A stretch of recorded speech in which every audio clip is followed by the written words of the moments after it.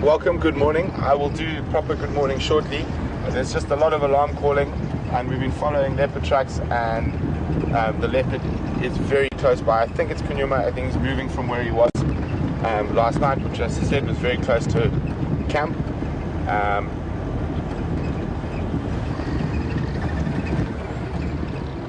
And you can hear all the guinea fowl alarming.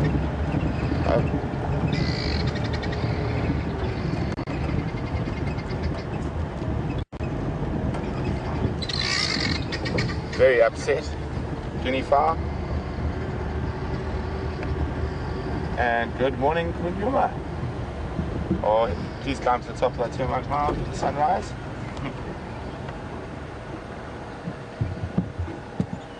And this is how I like to start my mornings. So, morning everyone.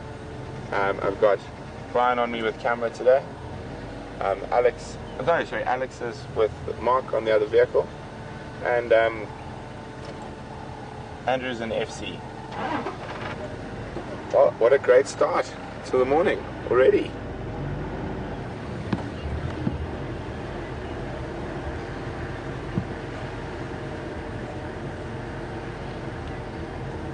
So while we're still at camp, we could hear those guinea fowl alarm calling. So the Djuma game drive vehicle said he's going to check this side of the clearings, and we checked the other side, and here he is.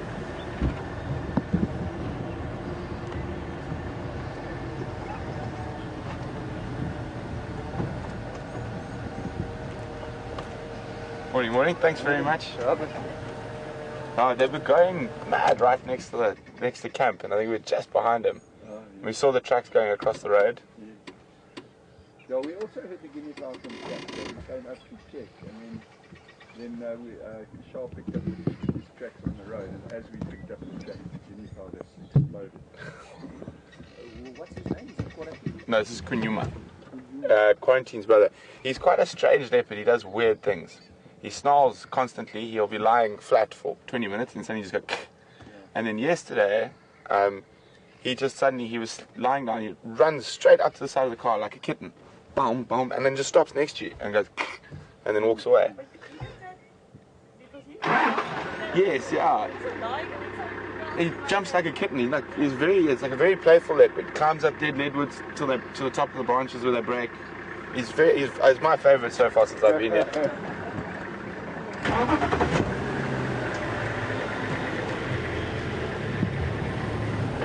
So, the streak continues. What day is this now? 17? 17. Or 18? Could be 18. Might be 18. All rolling into one at the moment.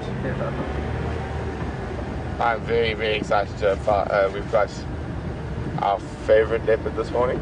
Or my favorite leopard.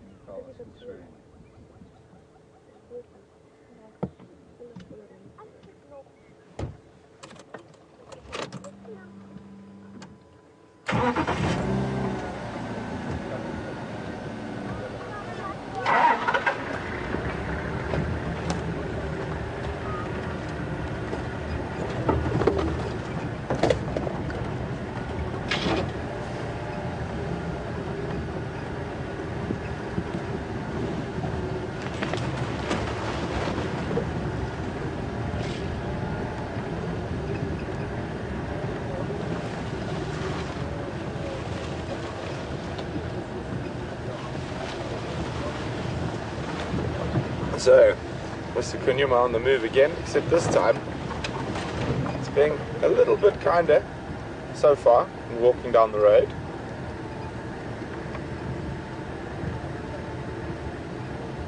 We're not 100% sure. It could even be quarantine, but it's more than likely Djuma, just from where the tracks. He came straight over that drainage line where we lost him this morning. Where we lost him last night.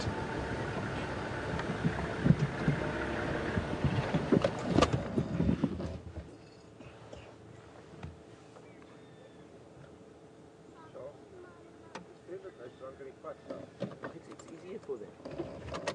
You know, they...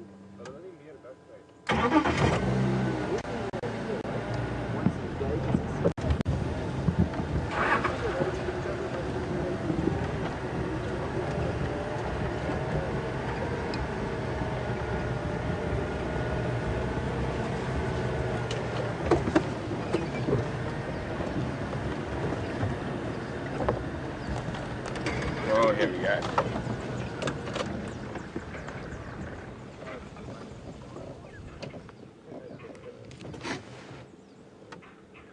There's monkeys alarming down at Philemon's Dip. They could, I'm not sure whether they spotted him. Trying to see where the monkeys are.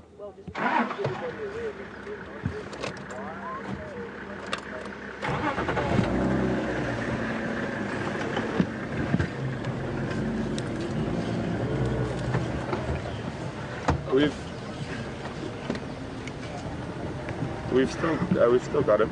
He's just moving through the block. Confirm he's still on it.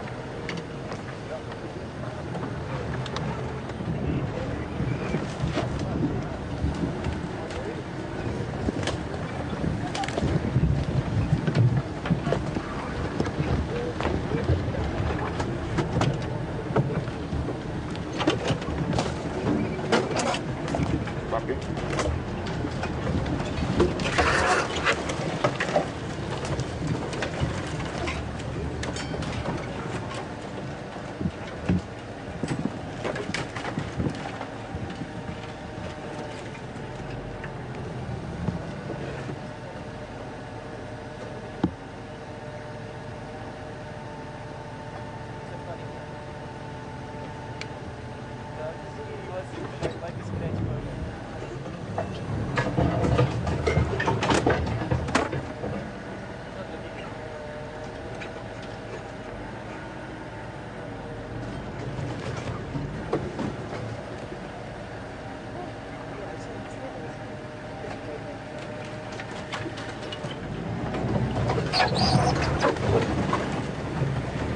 Okay, where did he disappear?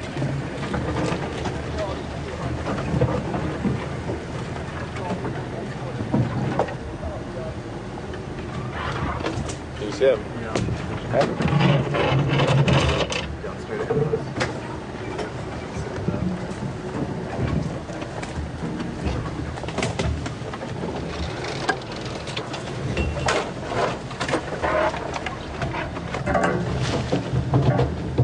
Still got him? Yeah. I've lost him. Right here. Oh, This bush. there we go.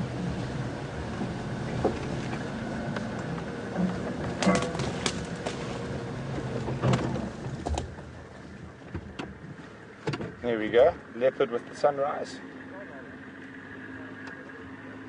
It's walking. Almost due east now. And yeah, the monkey's alarming. I think they've spotted him. Sorry, go again.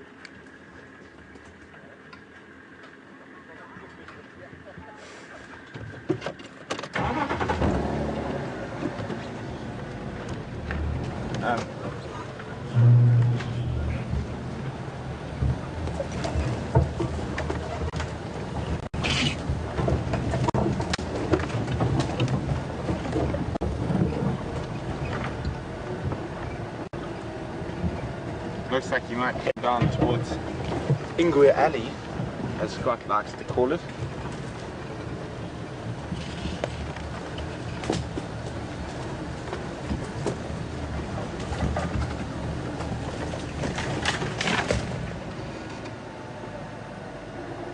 Heading straight east into the sunrise.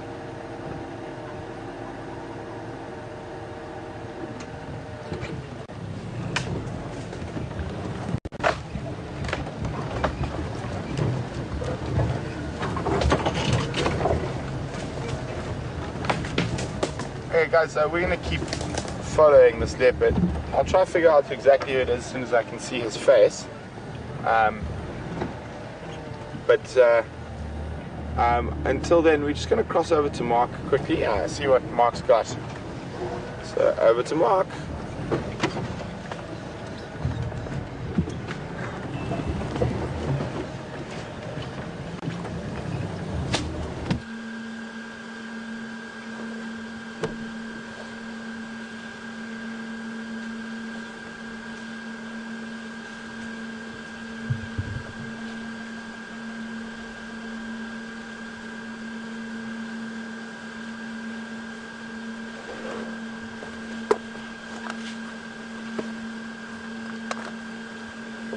Good morning, everyone.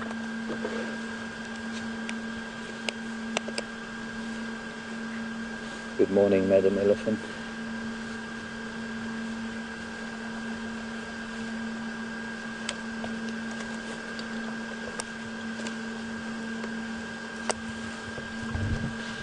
And lots of elephant children.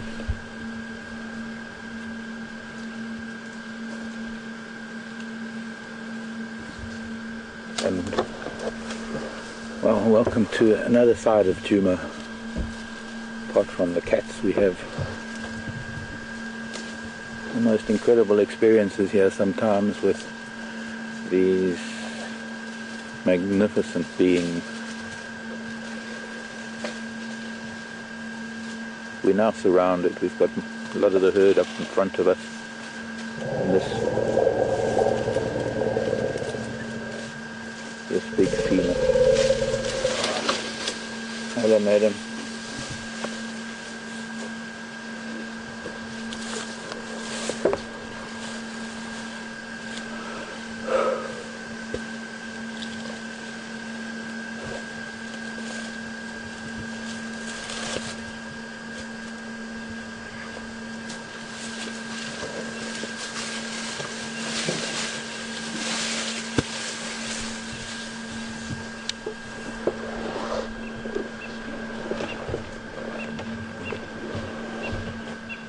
Quite remarkable. Speechless.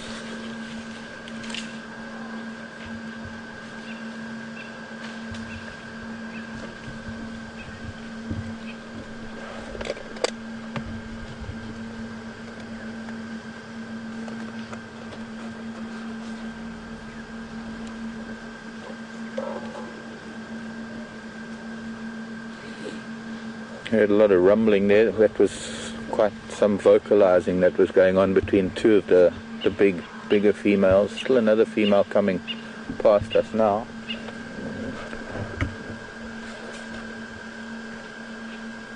Not a very big cow. She's probably one of the younger cows, trying to catch up with her. Looks like her son.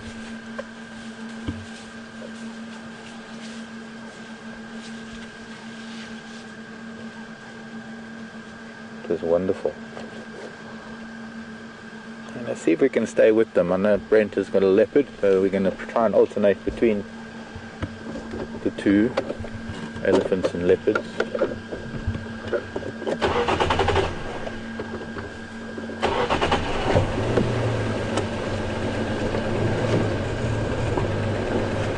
Well, good morning everyone. My name is Mark and Alex is on camera with me this morning. Couldn't really talk too much when she was right next to me. I didn't want to disturb her with my voice.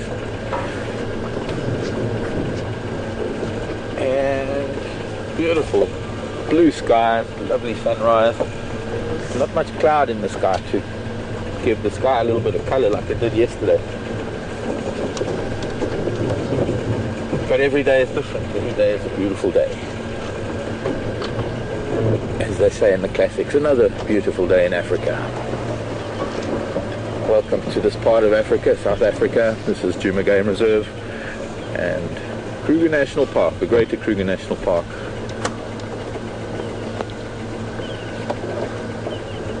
This is a herd of elephant that were probably at Djuma Waterhole or Gowrie Dam. Earlier this morning they were making their way south from the dam. And at this pace they'll actually leave Djuma in about half an hour or so, if they are heading straight south.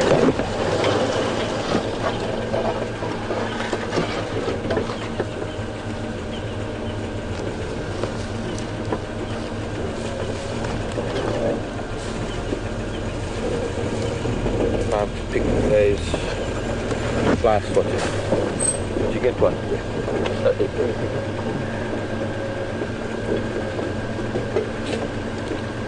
Alex asked me yesterday why worry bush for nothing else. Well, it's quite important that when you pick up something that's going to be used for a while, that the leaves don't come off. And the one wonderful thing about the worry, they've got exceptionally hard leaves, a little bit leathery, they're quite hard, they're not very palatable. So of course the worry doesn't need thorns because it's not utilized very much.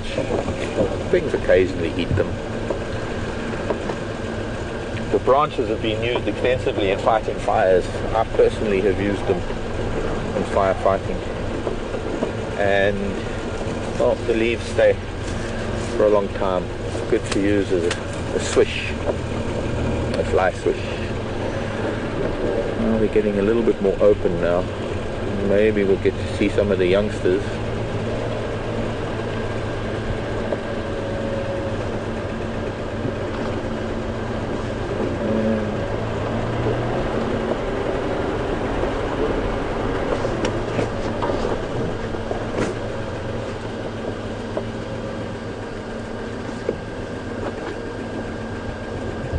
Beautiful morning light on elephant.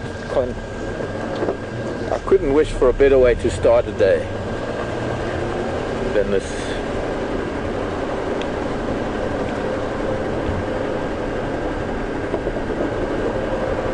Oh, there was a pearl-spotted owl that just flew. It's gone. Sorry, Ellen. I saw it just too late. I'm looking at, oh, there we go. There's one of the mums and one of the little ones. Let's just wait for them. The whole herd's going to come past. We'll be able to count. Look at that.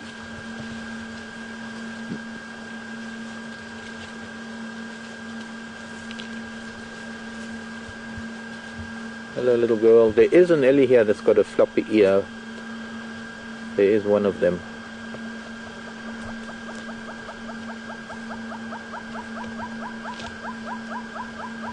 I wonder if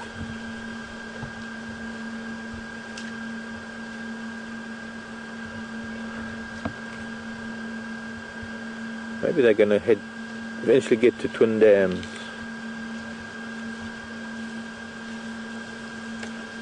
All in a line.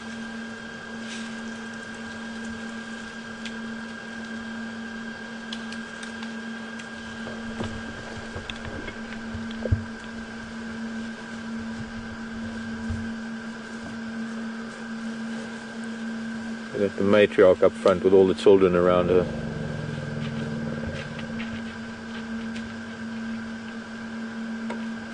Has an ellie ever touched Mark? Who was that, Andrew?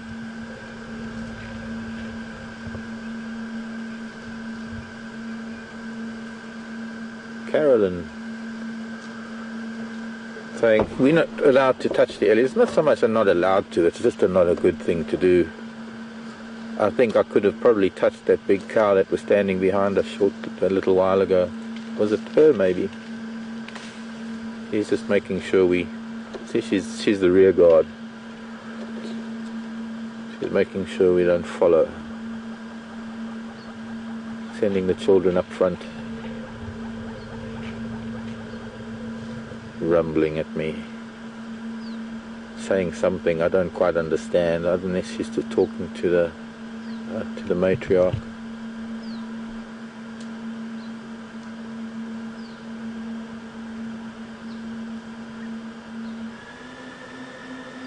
Carolyn was asking if an elephant has ever touched me.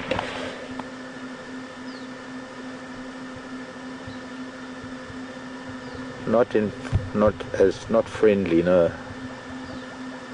It's come close. Well, yes, actually there has been. There's been a baby elephant that I had once upon a time that was abandoned What has she got on her nose? Her trunk.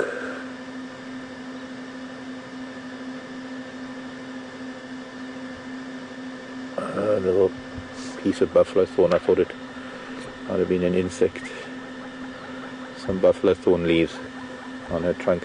She's definitely stopping me from carrying on following the herd.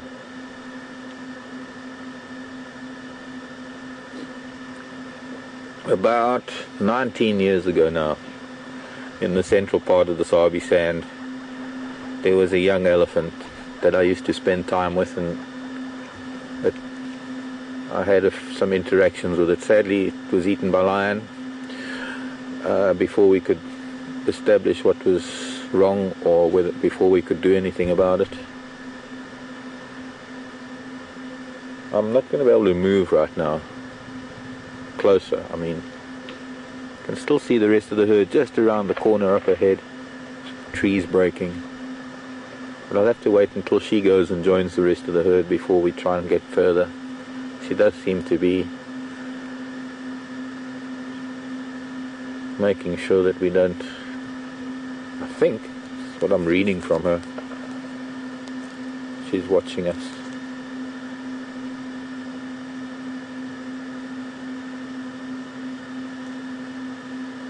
In Tanzania, in Selous Game Reserve, when I used to manage this camp in the Selous Game Reserve, I lived with elephants in camp virtually 24 hours a day, big bulls. In fact, I've got some photographs of an elephant I've often spoken about, if anyone's interested. An elephant that was called Joseph. I managed to find some old photographs. There were no digital cameras in those days. And while I never touched him, there was another young elephant that would come to where I stayed, and on the odd occasion I picked clay off of his rump when he was standing behind me, or I was behind him rather. He'd stand with his rump to me. But other than that, the only time that I've really had physical contact with an elephant wasn't very pleasant circumstances, and I guess I was lucky to walk away from that. But I make a point of not trying to touch them. I know that I do very often when they come by and they get pretty close. I put my hand up in a greeting, almost as though it were a trunk stretching out. And I guess there's always part of me that hopes that an elephant is going to stretch forward. I have a friend who did that with a young elephant, and she touched his hand, and then she wrapped her trunk around his wrist, and then she tugged just gently and he tugged back, and it was quite an amicable gesture that took place. But difficult to do things like that, and because of what other humans can do. It's all very well us being very friendly, and it's all very well us having this passion and this understanding, but there's so many people out there that won't behave the same way, and so it's not right to do that with an elephant.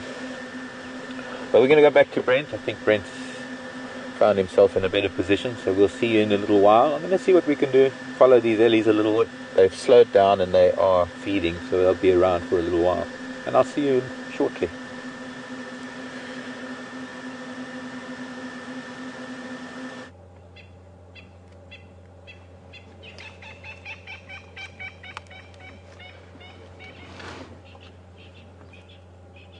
Morning, welcome back, guys.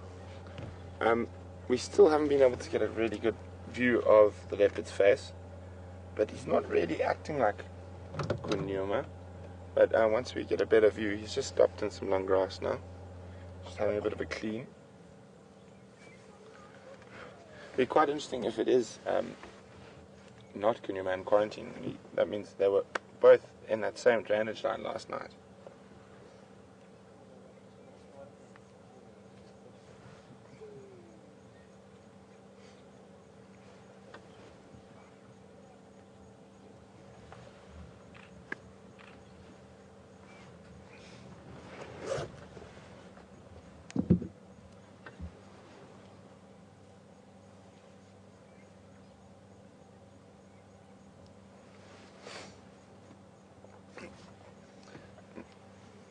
I mean, this leopard was less than, probably walked 50-60 meters away from our camp early this morning. That's when we heard the guinea fowl alarm calling.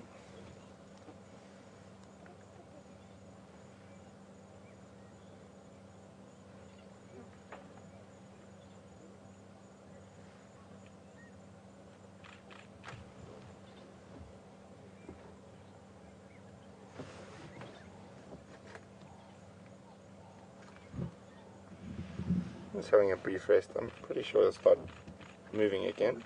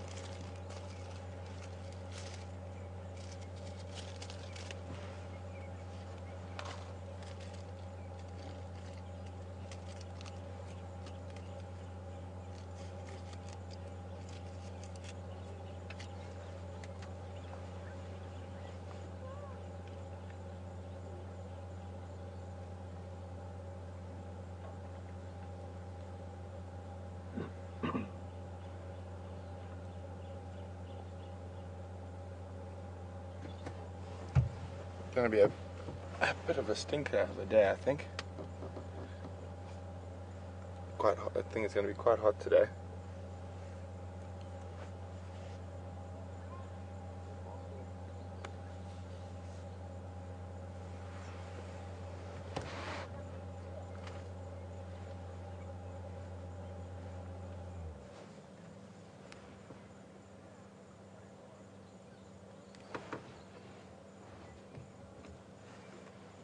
Morning, I'm my daughter Ingwe, 2 stations here in the block between Philemon's cut line, Twin Dams and Quarantine, and Columbia and Love somewhere on Twin Dams.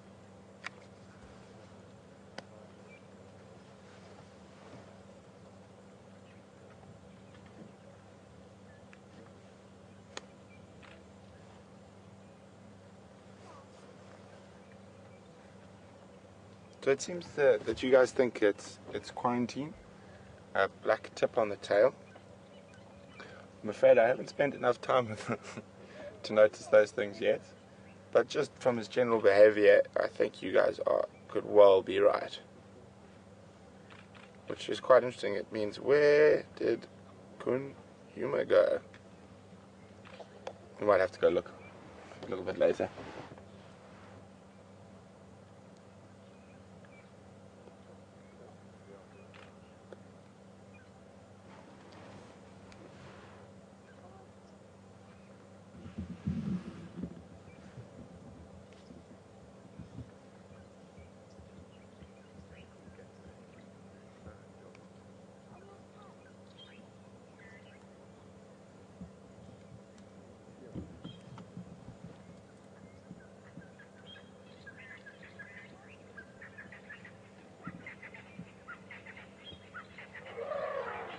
Oh,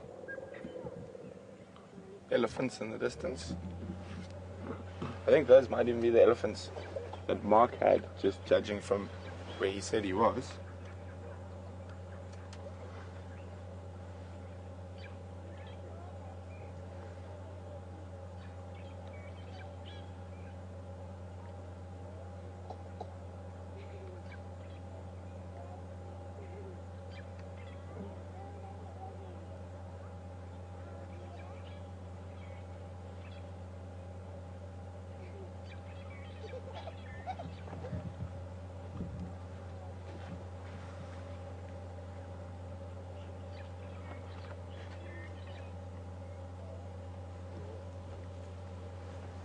Still preening.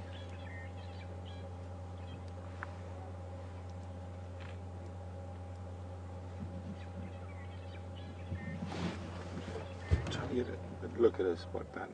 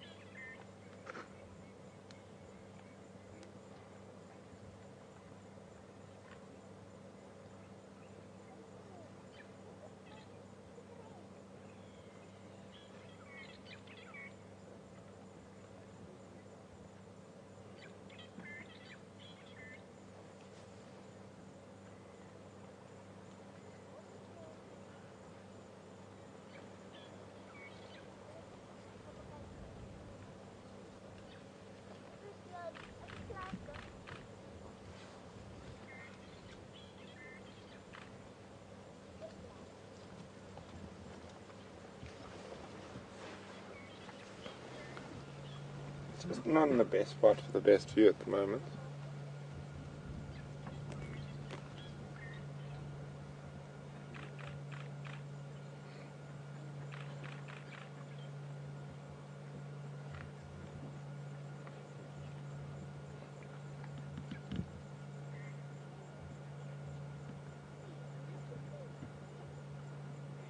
I was always hoping for a bit of a longer track this morning.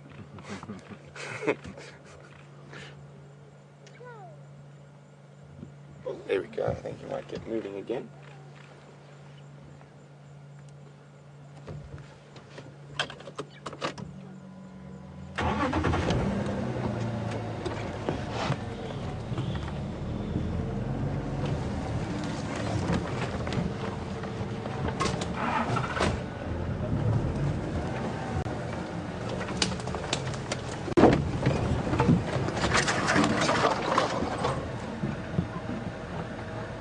You got him?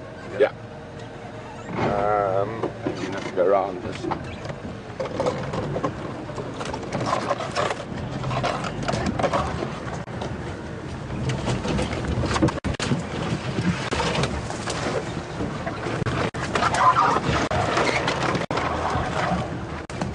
Going through those monkey orange thickets again. Yeah, still got him.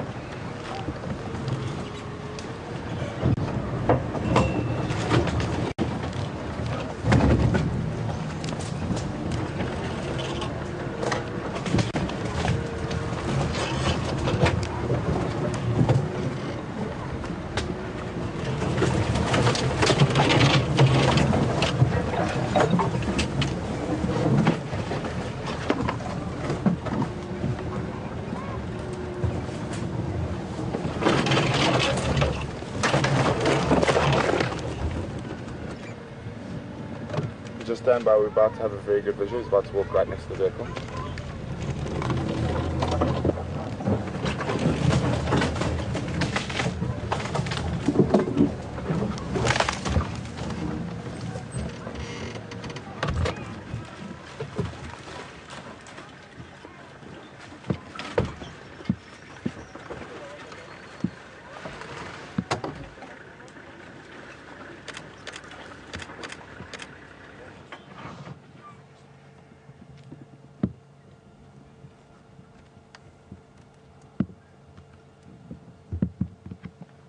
Oh, he's gone just behind us.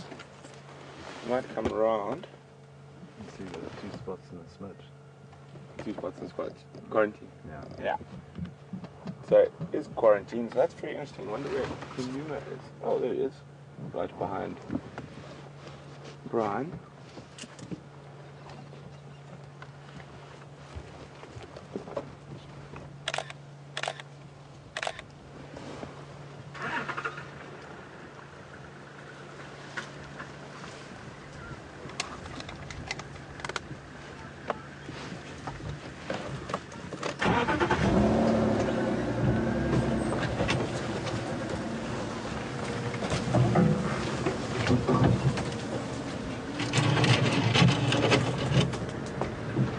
Morning, Craig. 2 stations with my daughter Ingwe in the block between Quarantine Twin Dams and film on the cut lines, of course it's 20 size. And some involved somewhere on Swindam Road.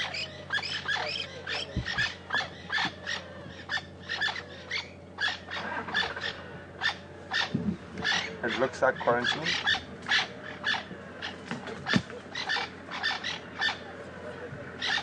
Guys, while we're still following quarantine through the thick bush, we're gonna cross across to Mark and see what he's got there.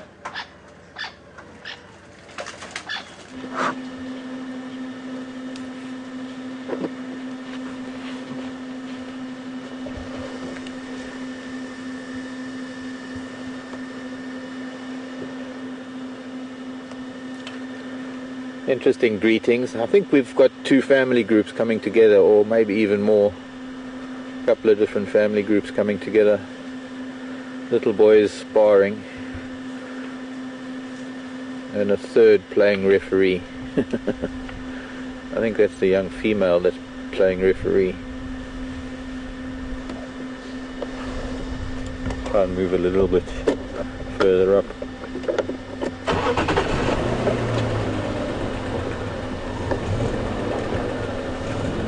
But they've all slowed down now. They've all reached this relatively thick vegetation along the Milwaukee River. Rather dense. A lot of buffalo thorn, which they seem to be feeding on. A lot of grasses. And, well, so much for the sparring session.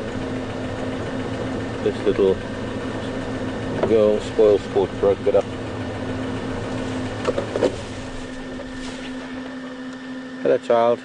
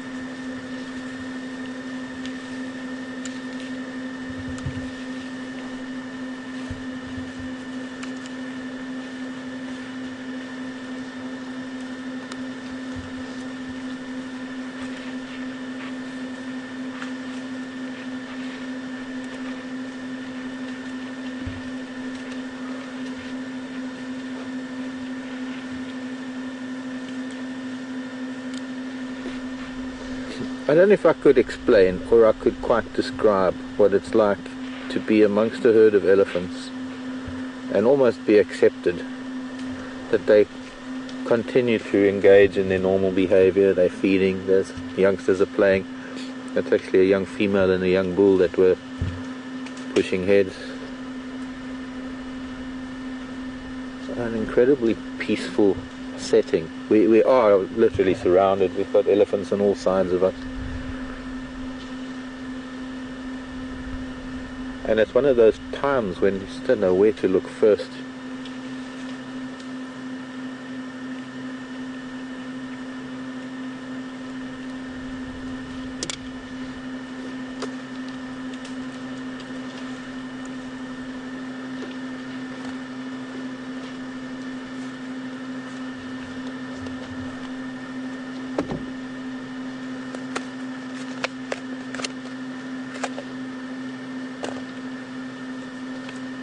And I think I'm going to try and move a little bit forward again.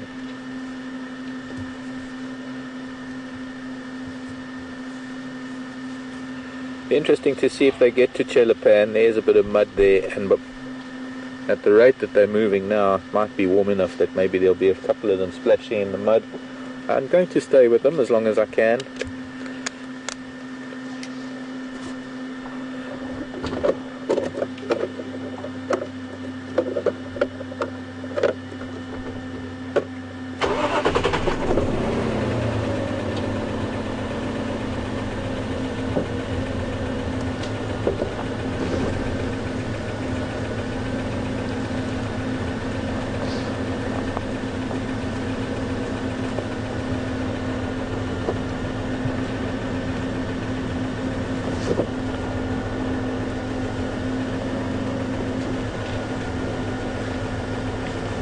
let's go back to Brent. I think there's some leopard action going on.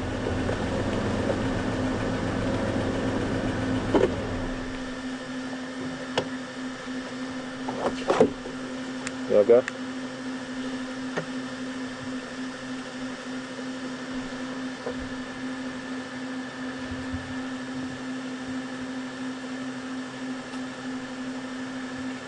We're heading towards Chelapan. We're just a little bit north of Chelapan. We just passed that track that comes from Philemon's Dip.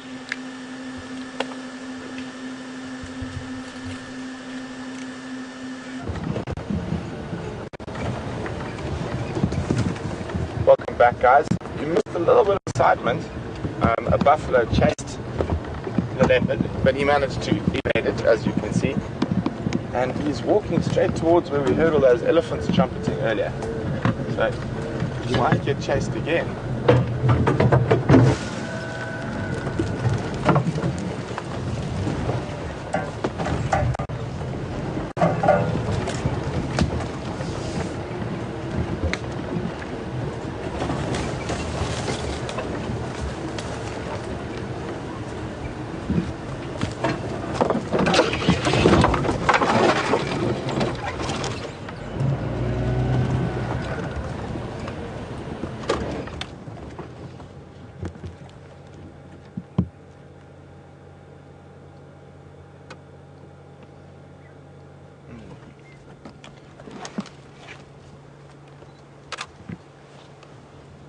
Good morning, Mr. Q.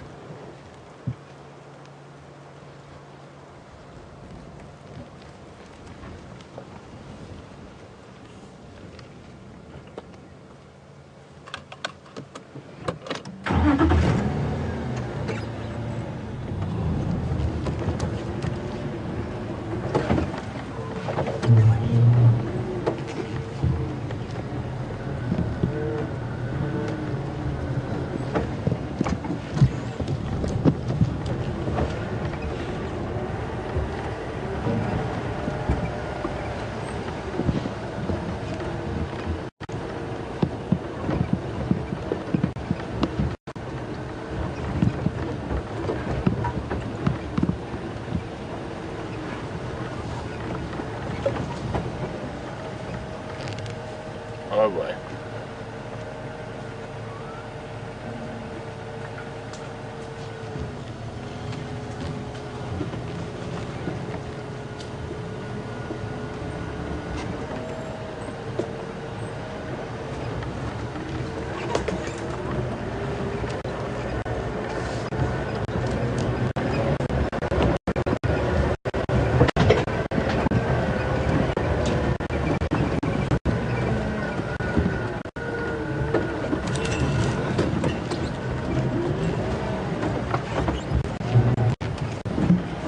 Copy, thanks.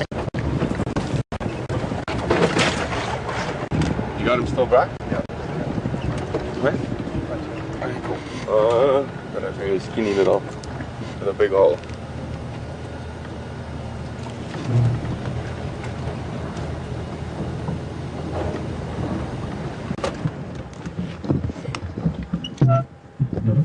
They still come behind us.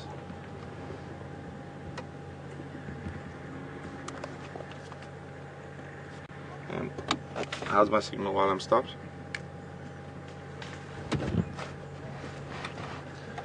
Okay guys, so he's coming to the edge of a drainage line here.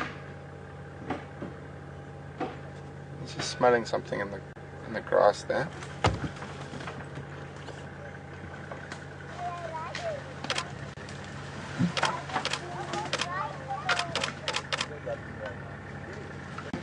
Isn't that beautiful, with that light catching the herringbone grass around him?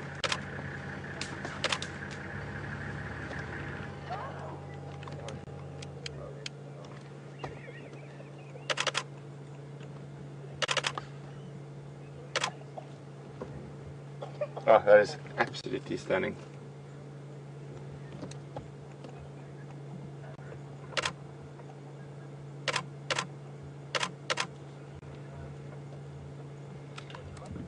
So the reason you guys hear me click so many times is I shoot on a couple of different presets, so to give me gives me a few different options. Oh boy, he's going into a very thick area now.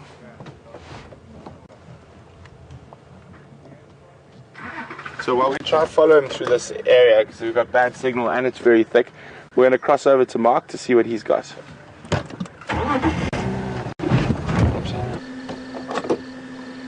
Copy.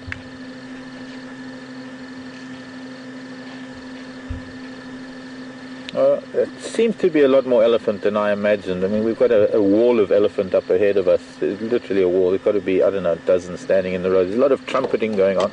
There was a young bull down in the bottom of this dip, and the females were sort of all facing him. I don't know if he's been trying something, and the cows have been getting a bit angry with him. It's also the kind of trumpeting and squealing that I would associate with some major event happening, and I don't know, I'm not going to preempt anything, but the standing around and this, it's going to be interesting to see what will come of it. There are probably even more elephant. See, now here, there's that cow turning her back with this young bull coming in. Let's see what happens if he comes back out onto the road. These cows are not too happy with him, I think. He's a youngster, he's not in must, and whether he's part of the family or not, I don't know. There's some very young ones. I can see a little one drinking right at the back. You just see it underneath its mother. There we go. It's got a little kink in its tail. Very, very young Ellie, and it could be that's why they. Well, let's see what happens. He's sniffing her. He's testing her and that other young female.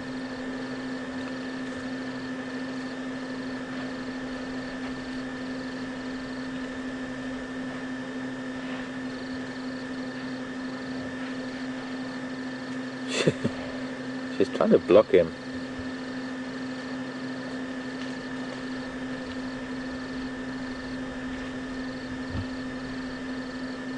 She's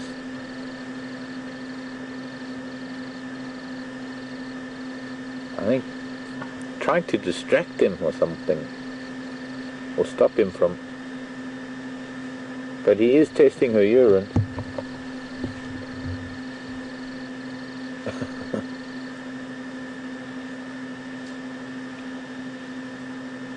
There's still quite a few elephant behind us, and I'd love to be able to get out onto the little open patch just near Chelapan to see what's going on, but we can't.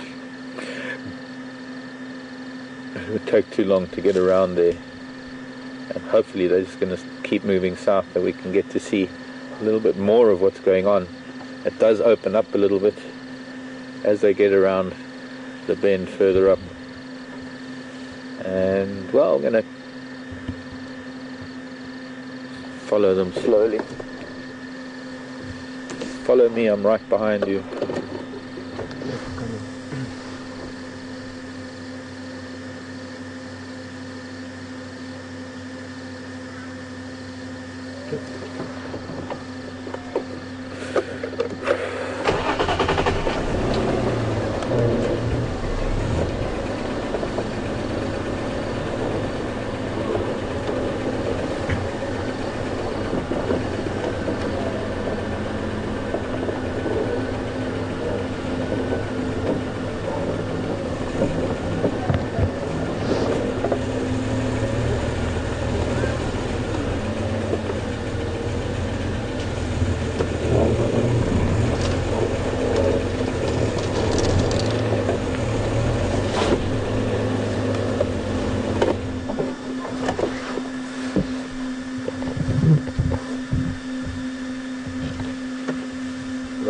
Yeah.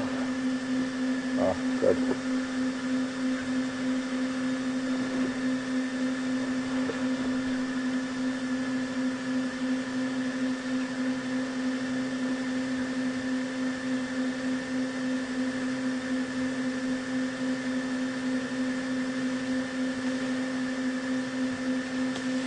Come, little boy, move along.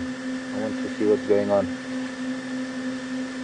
I see quite a few of them having a dust bath further on.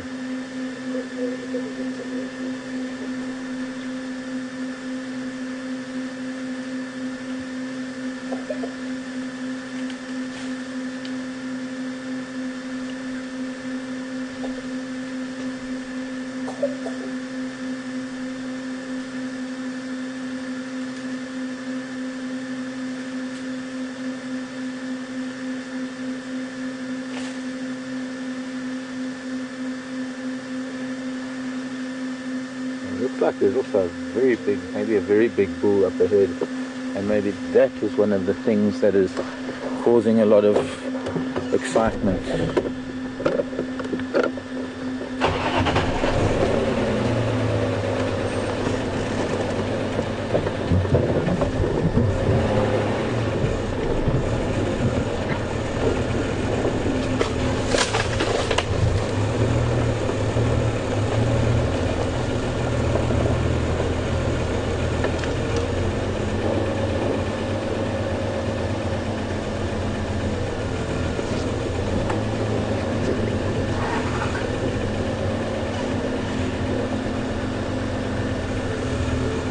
Quite a big bull.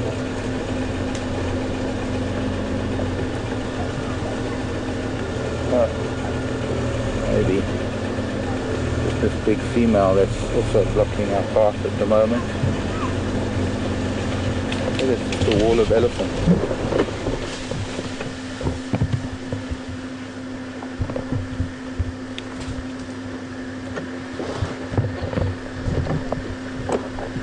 Our legs can't really move much here.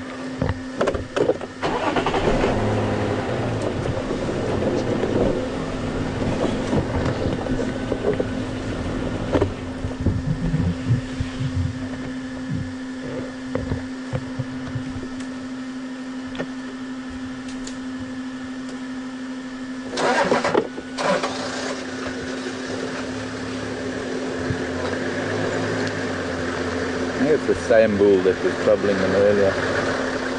How are you, Lex? Well, It's fantastic activity.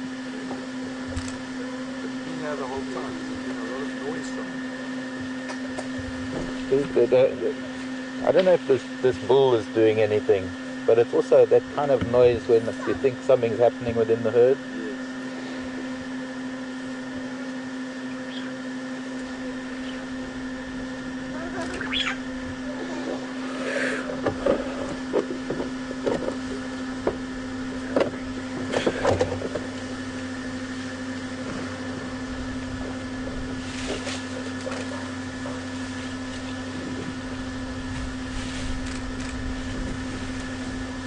Yeah, he's definitely causing some.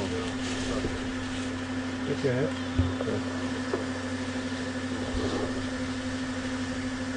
Little one, tiny little one. All this dust bar activity.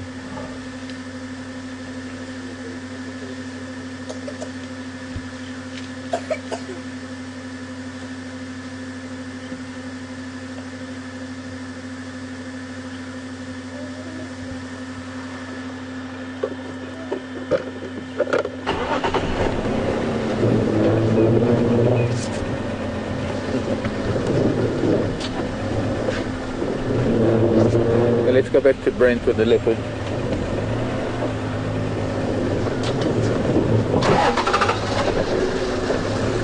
Let's see, maybe now we can get out into the open a little bit. Okay, we're going to Brent. We're going back to Brent.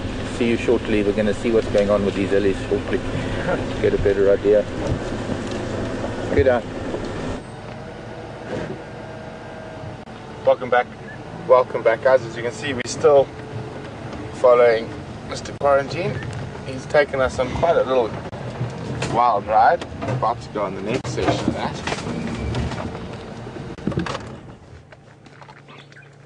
Legs going.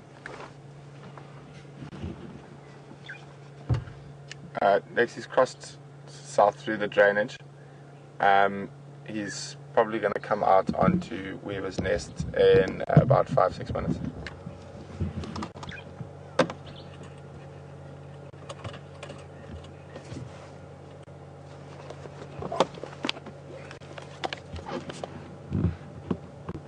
He's posing nicely for us there.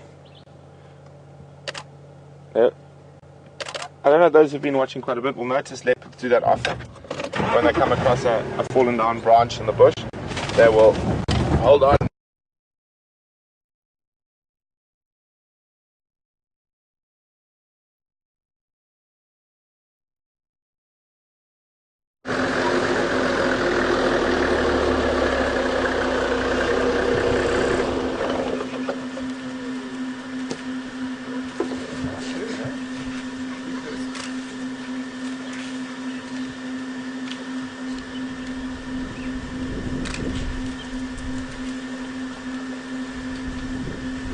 There's the big mama.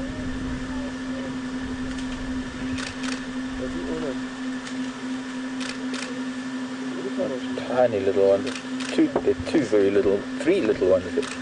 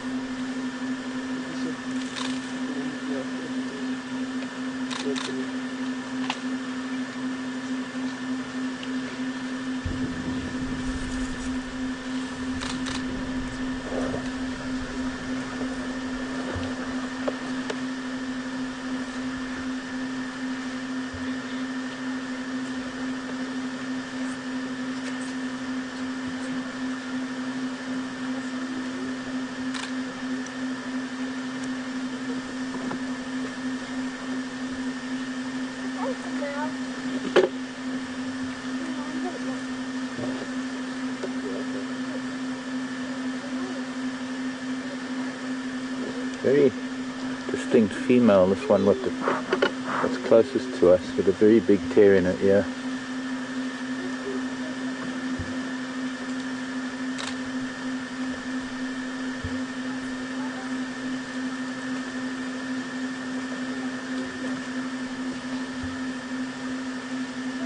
I'm trying to see if there's anyone that I recognize, but I don't, other than that one little youngster with a floppy ear, and I haven't seen her again since we first saw them a little bit earlier.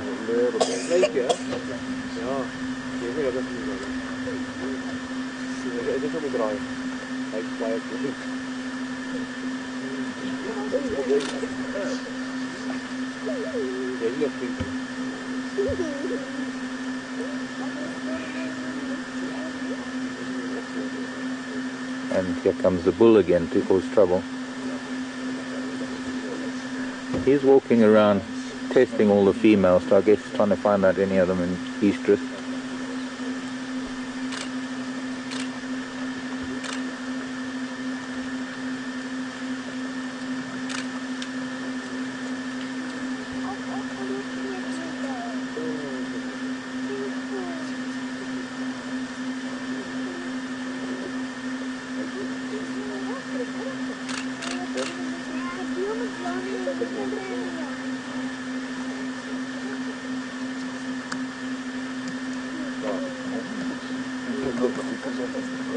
It's still a youngster. It's just like playing around.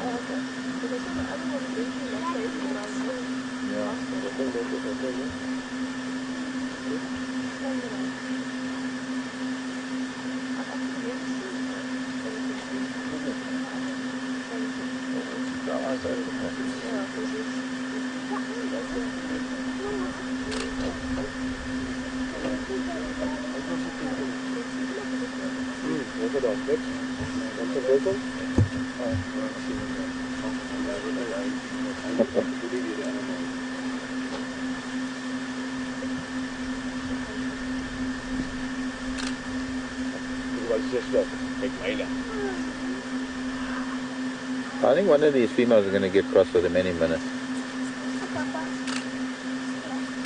They keep turning their back on him, and I think it's a matter of sort of trying to tell him that they... And there he is with those little ones, confusing the poor children. I suppose turning their back so that he can test their urine scent, their estrus scent. But I think it's also turning their back to ignore him. There's a 3rd or 4th little one coming in now. So I think what we have here is a number of family units that have come together. And even yet another calf.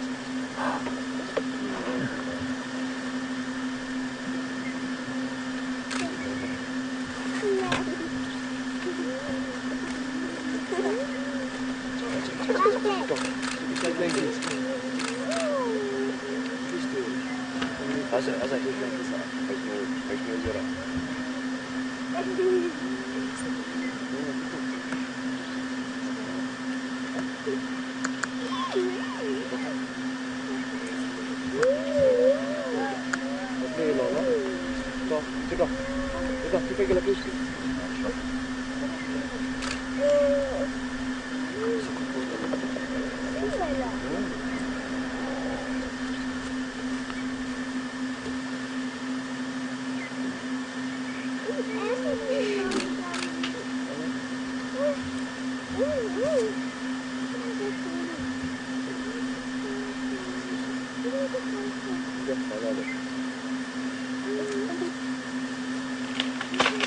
Whoa. Oh. Is it lit? Is it lit? Yeah. Just like that.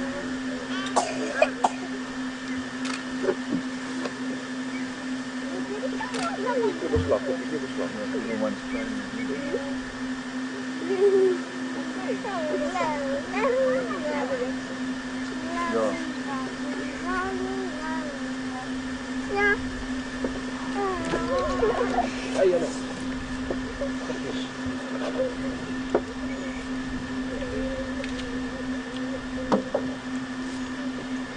That little one, is it too cute?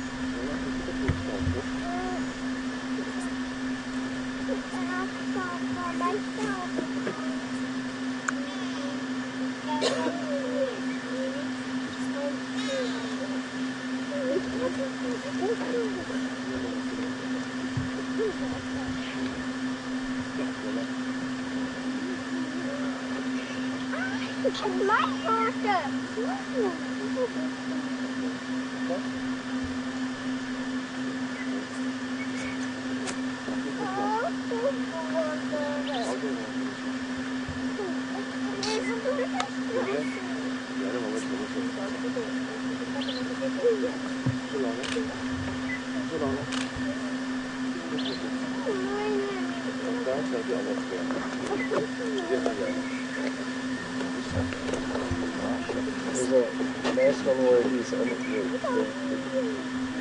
just underneath the other one, but there's a big branch in the way there. There he goes. One more, little tiny one. Go ahead, Brent.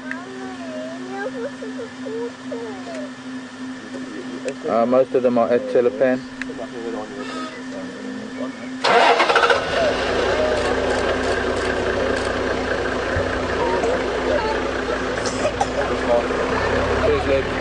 Alright, yeah, copy that. So let's go back to Brent.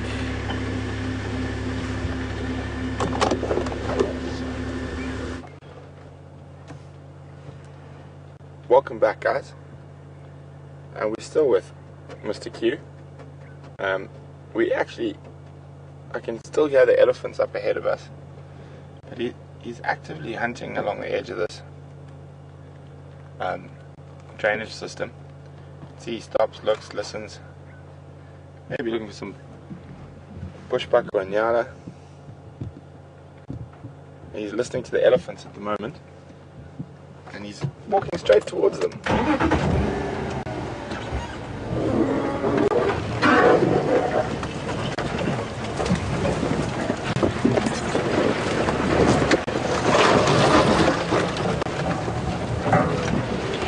Not a good place.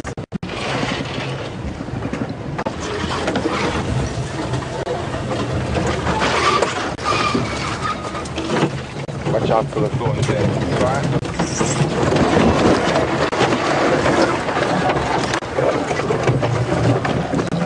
As we come out into an open section, he's disappeared into the drainage.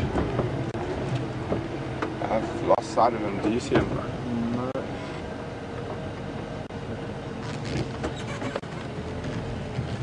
Hang on 1 second, I'm just going to move forward a little bit.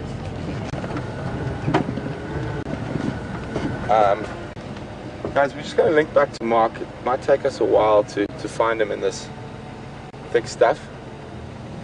But I will keep trying, don't worry. Unfortunately, I can't go down there. But over to Mark. Oh no, he's back out, don't worry. He's out in the open again. He's out in the open again. He just did a little loop. He's getting into a much nicer area for us to follow him now.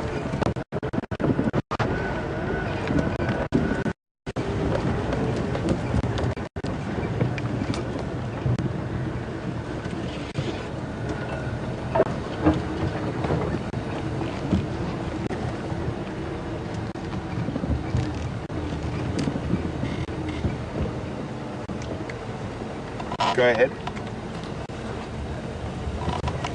Firm, I think he's actually, I think I've got your vehicle visual. He's moving almost into that sighting of the Ellies now. I'm just to the north of you on the edge of the drainage.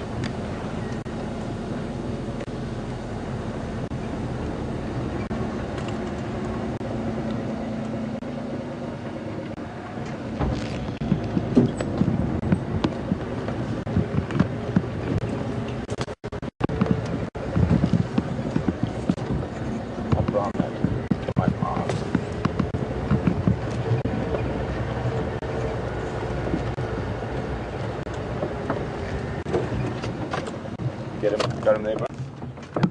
Just in the...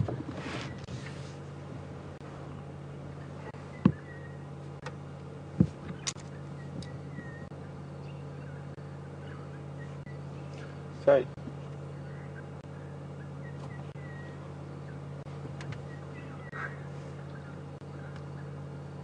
looks like he's very much actively working this drainage line, looking for potential prey species.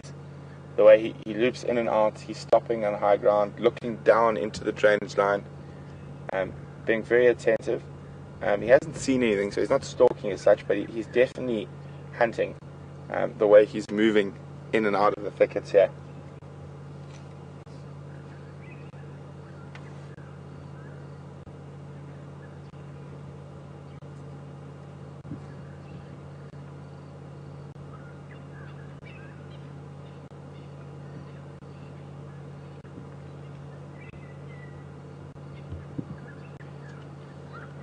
Most wonderful bird calls this morning.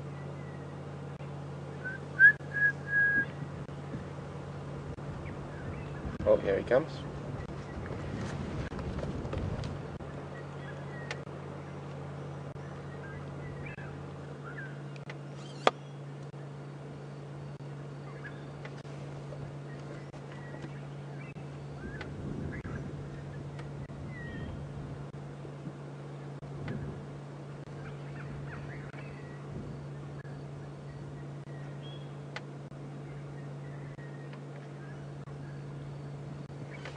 So you can still hear those elephants behind us.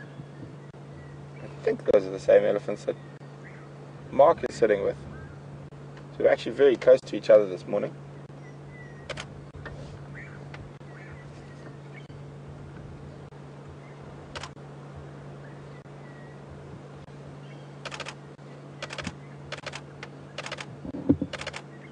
Oh, here's a beautiful leopard.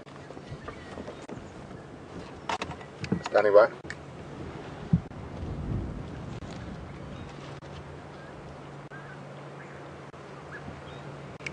Sorry, go again.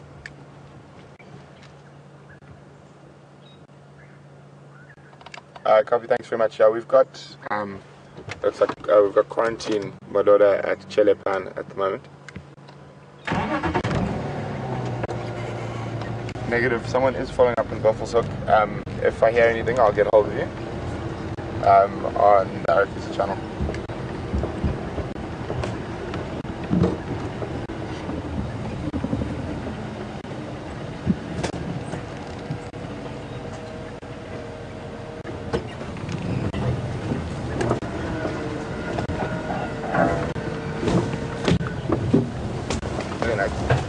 Try to loop in front of him again. How's our aerial under here? Here we go.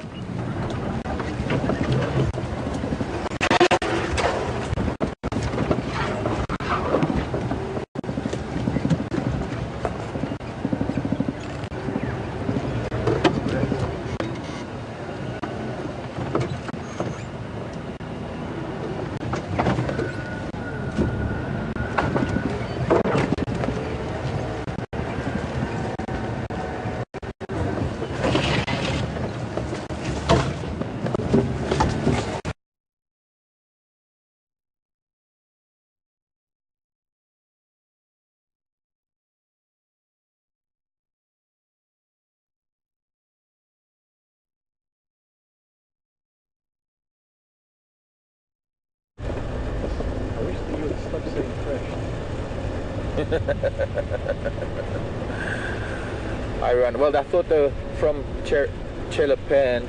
I thought they were going down into the riverbed, so I tried to preempt it. And I don't think they are going down into the drainage line. So back to Chelapan.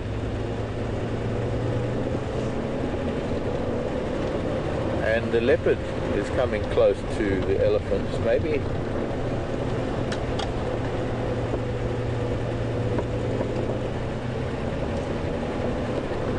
we might end up riding around. But this whole herd of Ellies looked like they were moving between Chelapan and the Milwaukee River, but maybe they didn't. Yeah, I've lost about 30 elephants all of a sudden.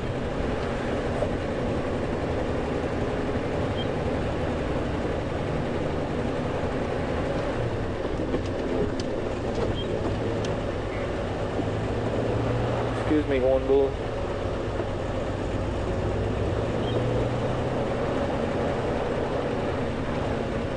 Just all disappeared. No, there they are. They're all... I wonder if they can pick up the scent of that leopard. Doubt it. But once again, they're all bunched up together. So I can see where the other vehicles are just ahead. That must be where the leopard is. Wind isn't very consistent. At the moment it's coming from the southeast, so they can't smell anything. Still one Ellie here. Nobody's been in the mud yet. Perhaps not hot enough.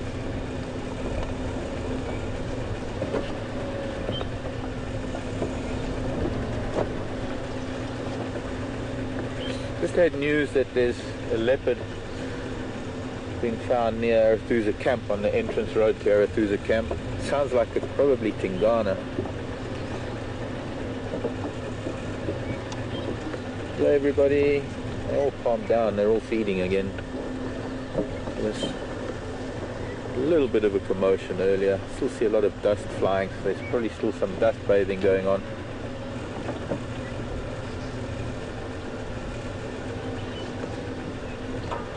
More elephants, more elephants. This is a gathering of note. Sorry madam, I didn't see you behind the tree. Apologies. Profuse apologies.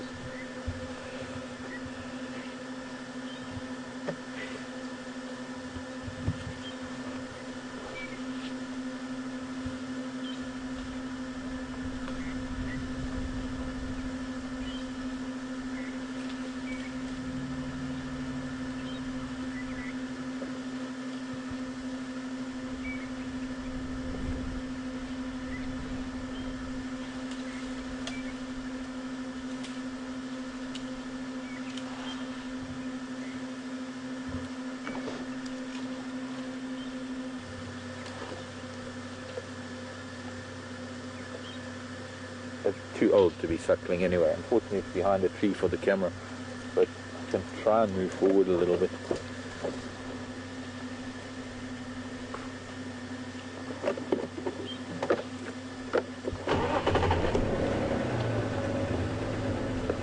Wall-to-wall elephants.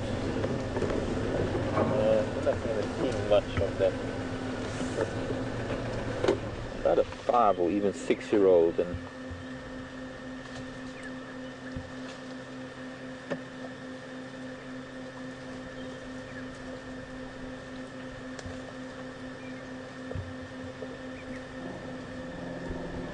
now they sound like they're going down into the riverbed.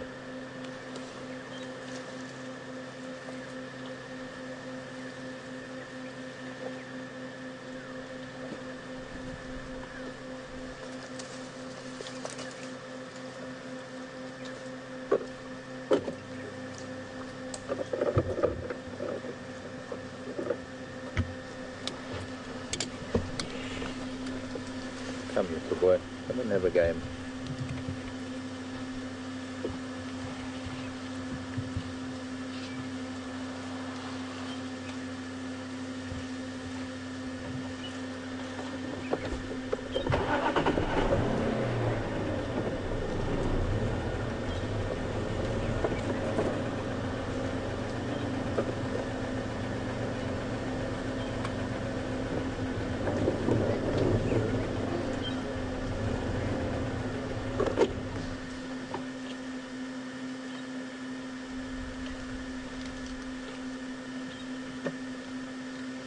getting dusted.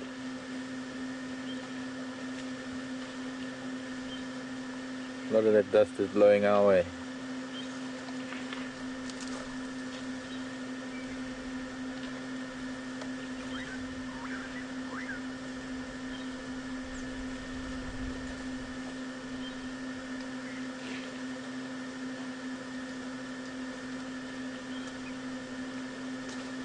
Talcum powder.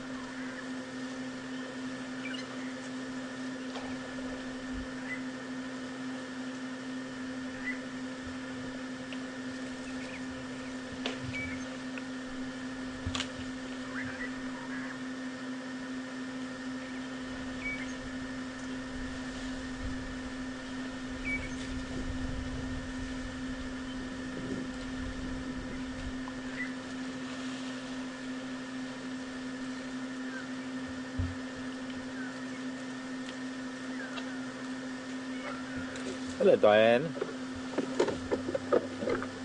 Diane writing in from Michigan. Why do we not recognize, as we guides, not recognize elephant herds the way we do lions and leopards? Diane, we do. Some of the herds we do. The big difference, the main reason for most of that is that elephants are wandering over hundreds and hundreds of square miles, whereas lion and leopard, I can't go any further. Look at Ellie's just behind this little bush here. We're gonna have to sit here for a sec, unless we go around again back into the riverbed. Come out, Mama. And the population of elephants is another matter entirely. Hello, you got a little one.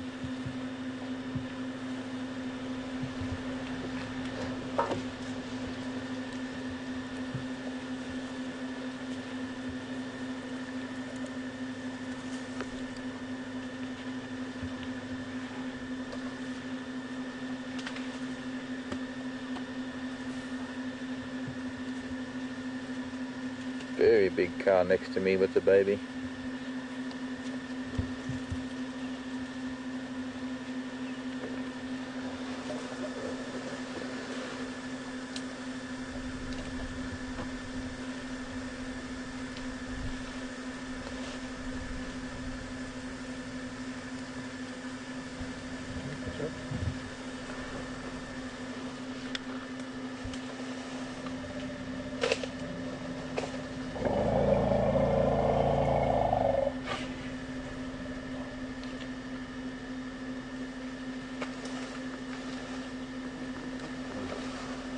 Only we could see the interaction that's going on between the young female and that tiny little one just behind the rump of this other youngster.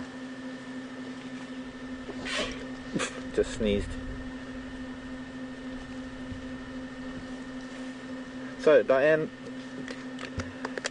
there are thousands of elephants in the Kruger, and we probably have, I would say,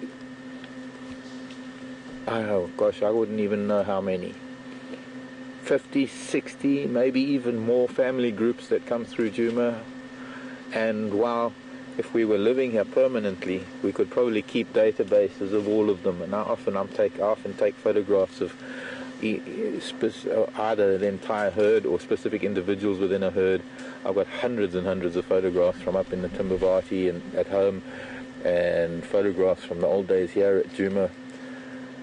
And it's a matter of being able to put them into a database that there's a quick reference guide. But I think primarily we are a tiny postage stamp sized piece of ground within the greater Kruger that is millions of acres of thousands of elephants, and it's almost impossible to keep track of all the elephants that are likely to come through here. not impossible, but it's just quite a daunting task. I mean, look at her. She's such a distinctive cow. She's not a youngster. She's quite small-bodied, but she's got that very distinctive tear in her ear. It's something she's going to live with for the rest of her life. Ears don't heal, or the holes and the tears don't heal. If anything, maybe they get a little bit more tatty over time. But she would be very, very distinctive in the herd, and so when we wouldn't have to recognize all of the members of a herd, you just have to see a herd with that Ellie. But I have to be honest, I don't recall ever seeing this female with this torn ear in all the hundreds of elephants that I've seen in my life. There are herds that we do recognize, there are individuals that we recognize, believe it or not.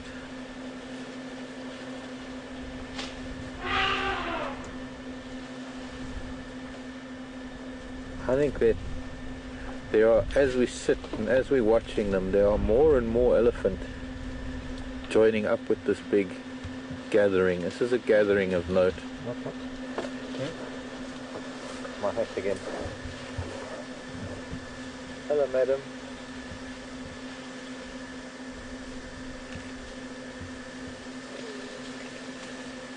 Hello, children. Wonder. 3 little ones.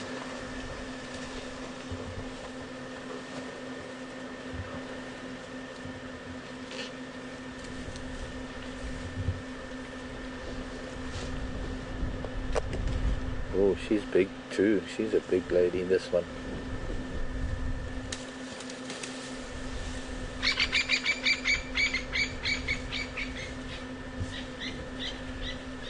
And still coming, another big mama.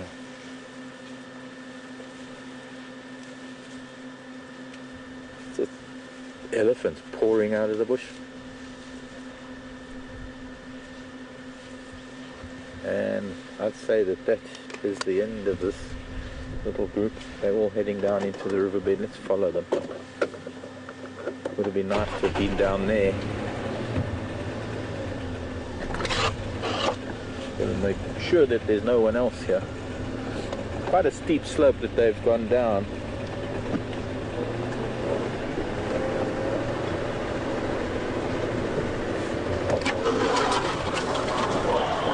Crossing now.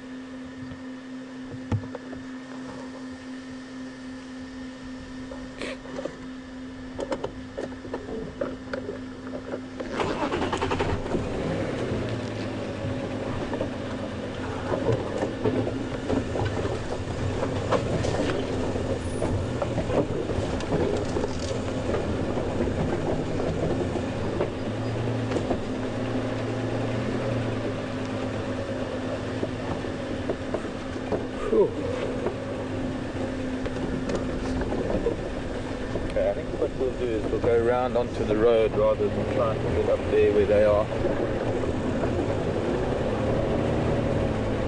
Wow, this keeps getting better.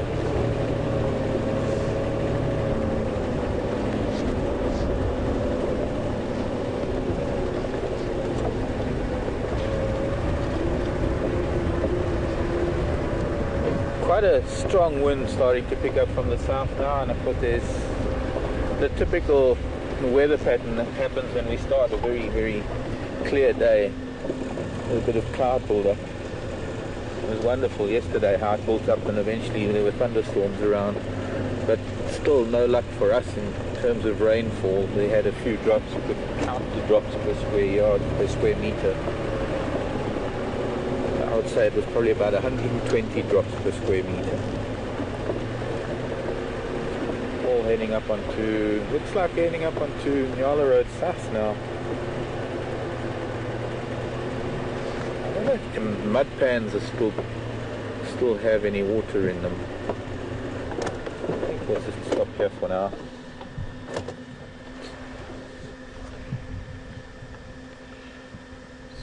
See which way they're going. They seem to be heading east.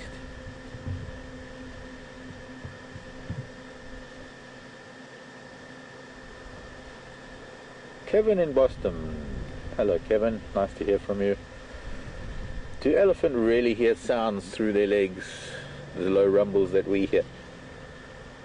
Not so much hearing sounds, Kevin. They hear very, very well with their ears. They do have very, very sensitive pads on their feet. Their muscles around their toes are extremely sensitive, and they can pick up vibrations. They can. It's more vibrations that they feel through their feet rather than sound.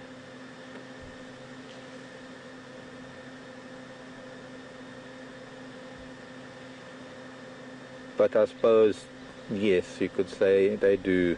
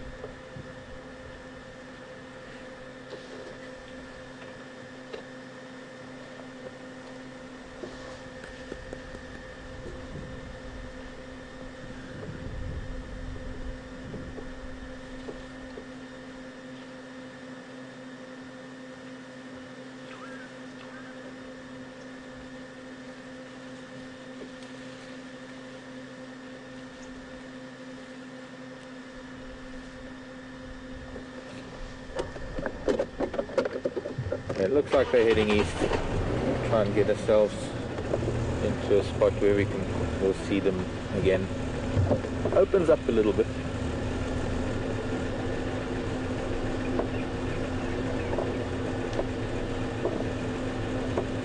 Trying to get an idea of how many elephants that we have around us, and I'm thinking must be maybe 40, 30, 40.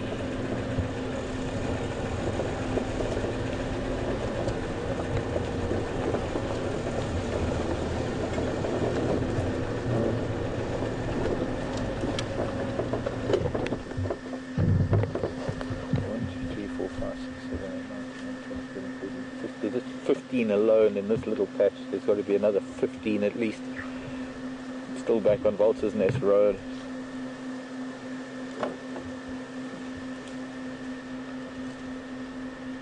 Sunbent Love now heading east towards Nyala Road South.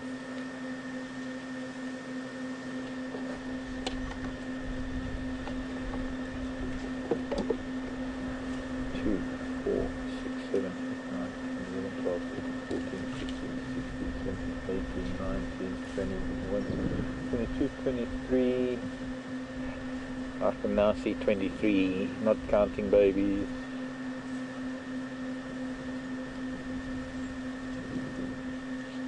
Wild horses couldn't drag me away right now. They might eventually end up at Buffelshoek Dam when it starts getting a bit warmer. That might be something of note. Right, let's go round the bend. I know I am round the bend already, but let's get the vehicle round the bend.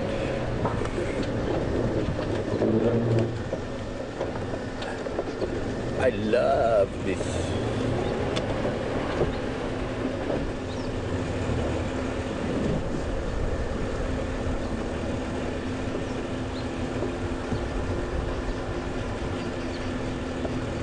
Good morning, Sherry in Ohio. The trumpeting, does it come from the nose or the throat? Trumpeting is from the chunk, the nose. The rumbling is from the throat, from their vocal cords, reverberated in sinuses in the forehead, as almost like an amplifier.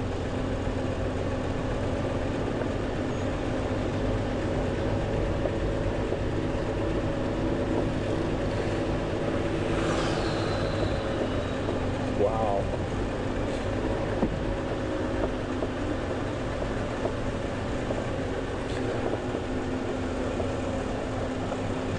Good morning, Lynn, in Canada. Nice to hear from you. How old are some of the little ones that we're seeing? Well, let's have a look. Now that we're in a really special place to see almost all of them as they come out.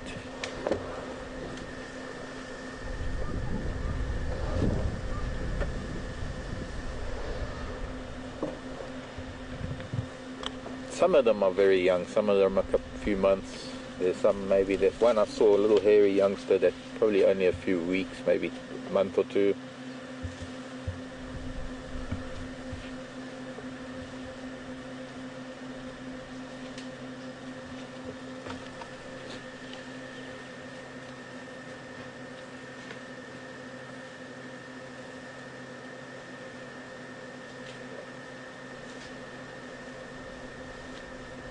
The little one that's with that female that we're looking at now, we can barely see it. It's drinking at the moment. I would say maybe just only a few months old. There he is standing right. We can hardly see it, but for the first year an elephant can walk right underneath its mother's legs. And there he goes, drinking now. If only we... Or maybe she'll move. They are coming out into shorter grasses, so we will get to see some better views.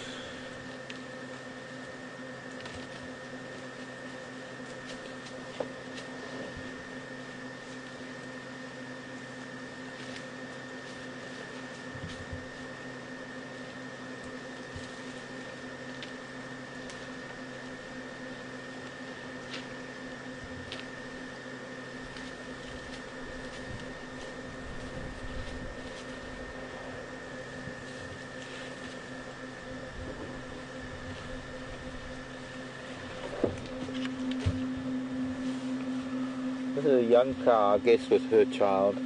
A young, maybe 4 or 5 year old.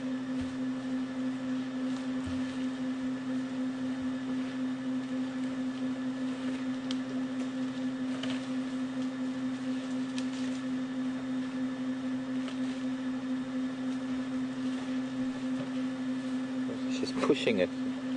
The youngsters will always try and feed where mom feeds. I mean, it's much like our children. And she's pushing it away. It's almost as she's saying, go find your own grasses. Crowd me.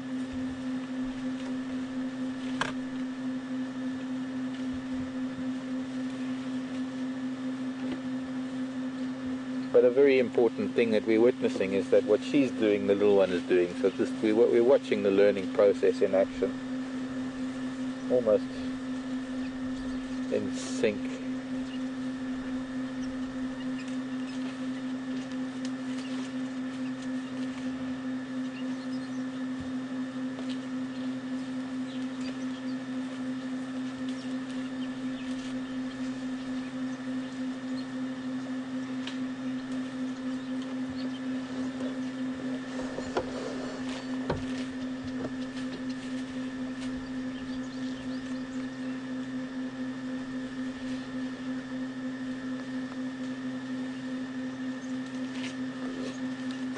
Another big lady appearing with a tiny little baby.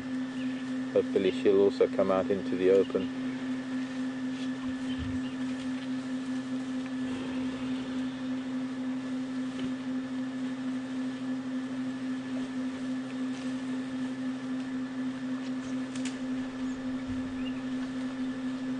Where to point the camera? I'm glad I'm not a cameraman.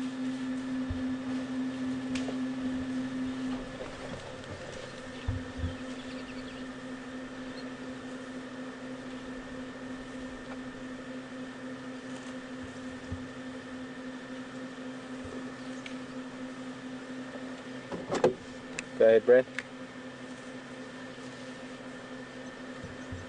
Nyala Road south, just east of the junction with vultures' nests on the short grass area with the drove.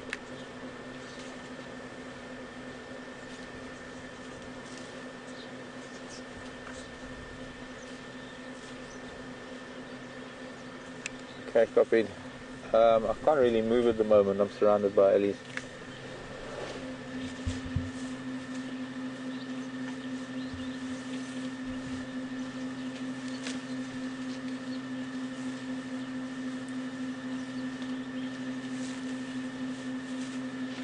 Okay, do you want me to come in the Milwaukee?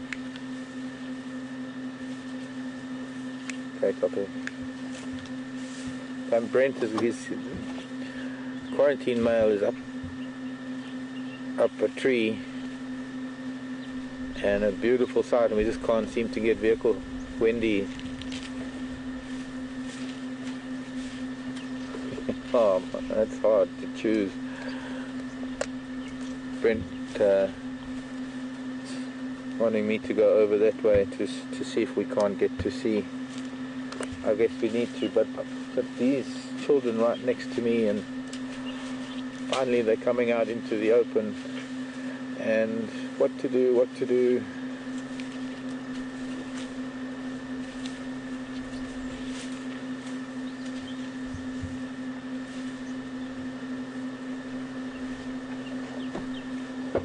Alright, let's try. Maybe Brent will get a signal here with the ellies, we can swap around. I hate to leave. Lying down. Little ones are lying down now. They're going to have a game too, maybe. Got some strange lumps on its nose. Oh, and then those two little... See, we've got so much around us right now. Two little ones interacting. These two and one little one lying down. I'm hoping that the other child will climb on top of it.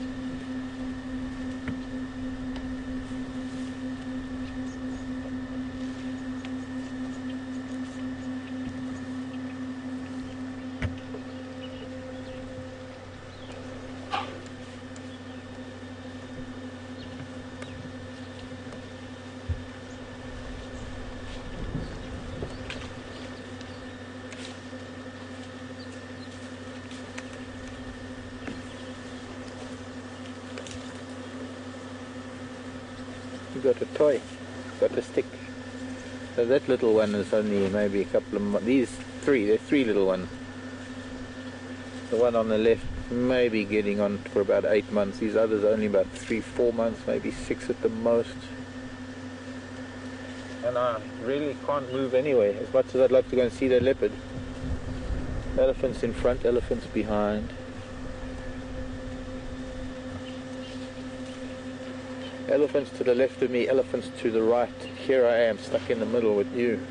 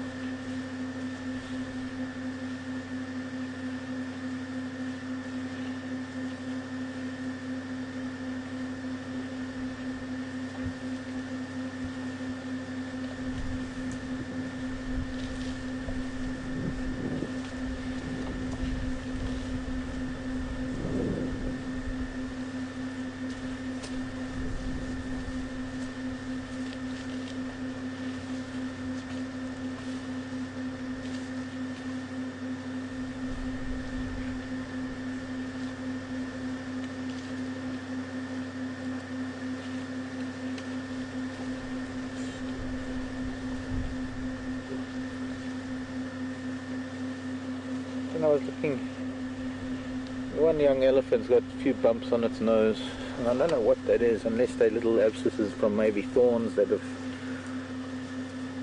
I'll try and look closer, and it's certainly not hindering.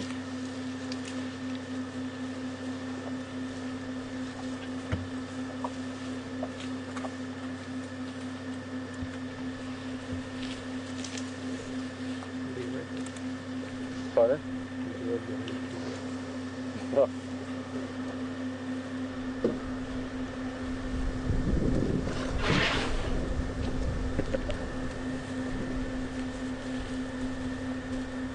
Hello, Mrs. Ellie. Hello, pretty girl. You can reach out and touch her.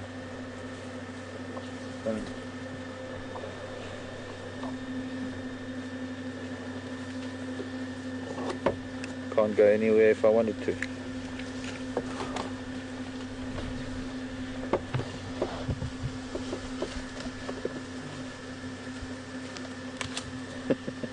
He's got a net.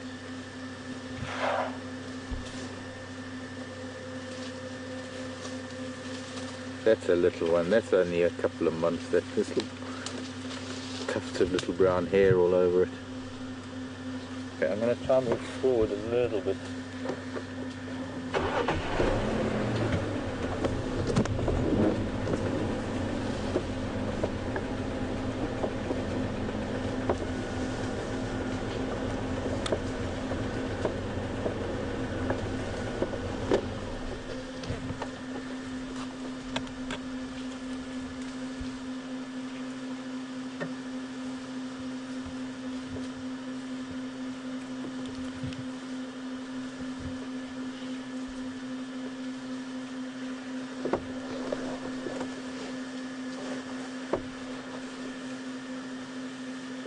Oh, getting to be a bully. That's not nice.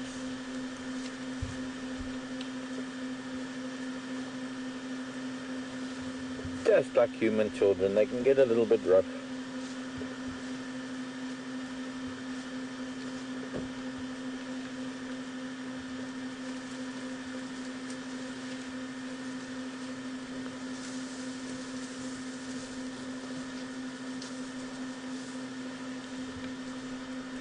But there are at least 4 of these very tiny ones. Oh. Sorry, the smallest of all was running to catch up, and it tripped over its own trunk, did a nosedive. The other little Ellie is actually on that rubbing post that Scott was showing you how animals use the rubbing post. There's one baby elephant is at that rubbing post, scratching a little bit.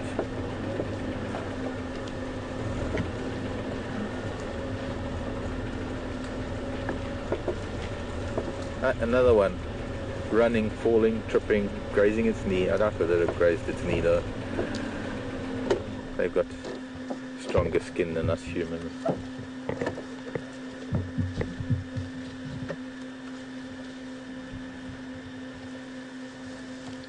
Truly amazing that we've been allowed to spend time with them like this.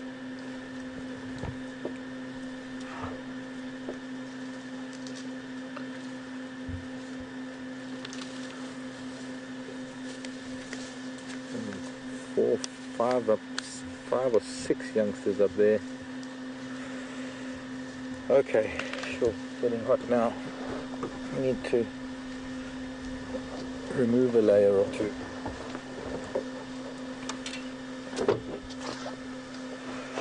They're moving up Nyala Road South. I'm pretty sure that as the day wears on and it starts getting warmer, they're going to be moving up towards Buffelshoek Dam. For now, I still can't go either way. This road is blocked both ways by elephants.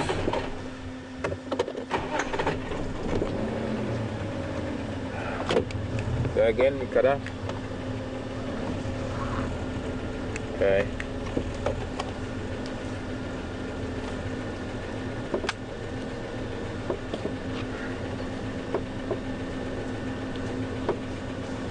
You can always come back. to them.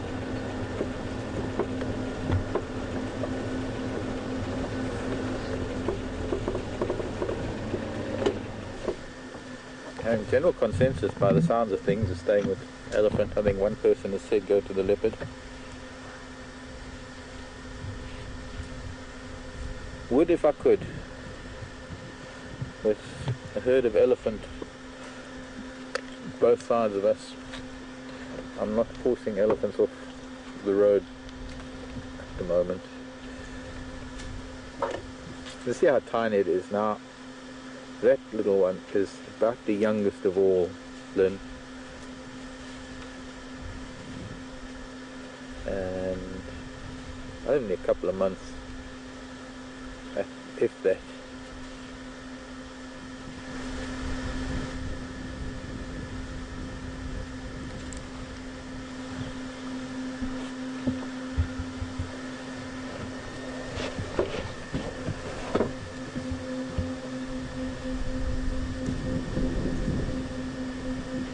That's behind us, what you're seeing now.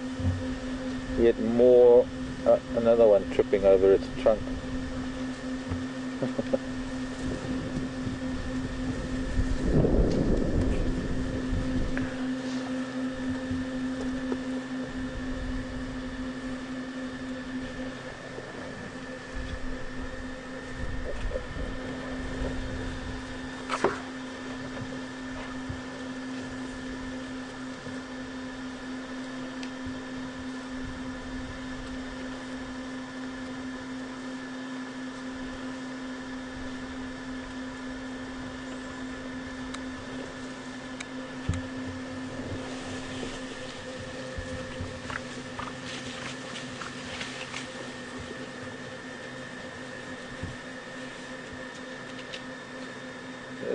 Another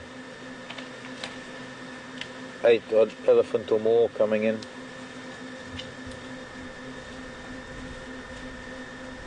Okay, well these ellies are not going anywhere, and I know everyone's saying stay with the elephant. They're moving a little bit forward north now, and we're not going to lose them. But I think what we're going to try is we'll try and get to Brent so that I can see where he is, and if Brent comes here with the elephants, we can always come back to him with the elephants. I know everybody is saying stay with the elephants. We are going to come back to the elephants. We're not very far away from them, but if there's a chance that we can just see if Brent, because I think he's also staying there so that other vehicles can come into, to see that leopard, and he, out of courtesy. So if I go there, Brent can come up this way maybe, and maybe he'll get signal from here. Maybe he's just in a bad area. Brent, come in.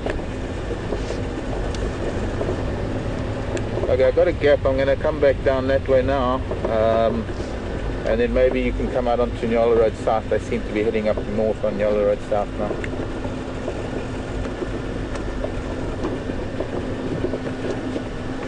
Of course, if these two little boys were to let us pass.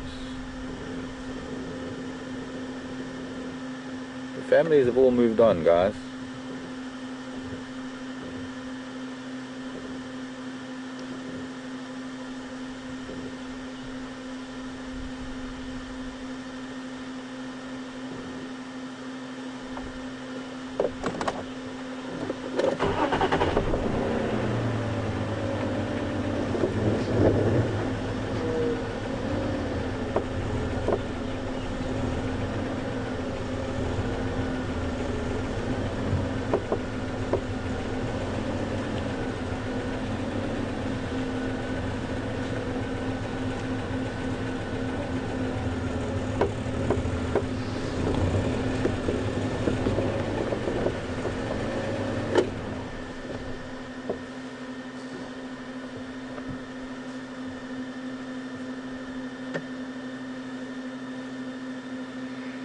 Joe wants to know why elephant moves so much.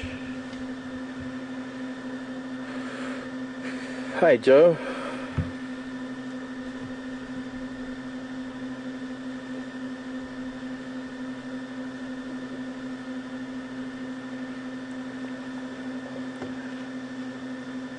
I guess there are a number of reasons, Joe. One of the things is because they have such a varied diet, and the areas that they cover have different vegetation types. There's riparian vegetation along some of the permanent rivers that they get to, grassland, different compositions of trees that they will utilize at different times of the year. And I suppose for one thing, another thing really is that it alleviates pressure on an area. If the elephants were to stay in an area, there'd probably be a little bit too much pressure on that area in terms of overutilization.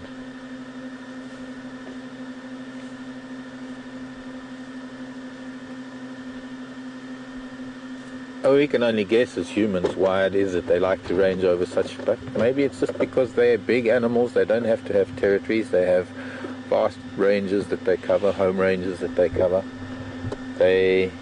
Because they can, I guess, to some extent.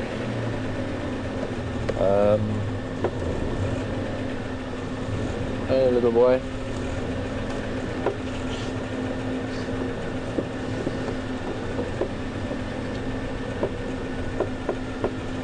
You're all getting left behind, you two. You all. All y'all. But this is how... That's that noise of Franklin getting disturbed. For whatever reason. I don't know if it was the elephant. It might have been something else.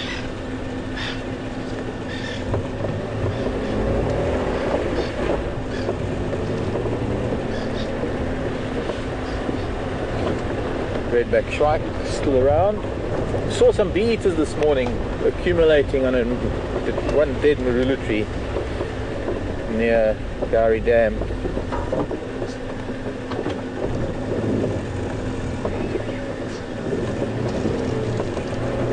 And I guess they're collecting because they're getting ready to migrate.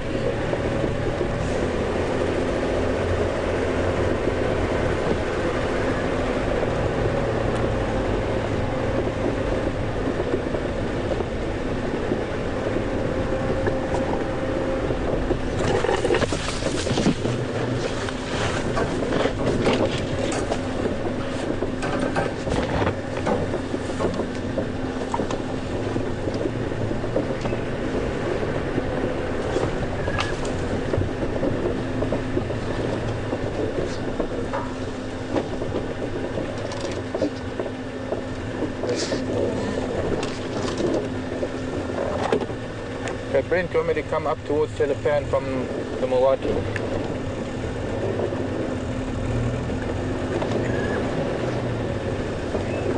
North in the Milwaukee.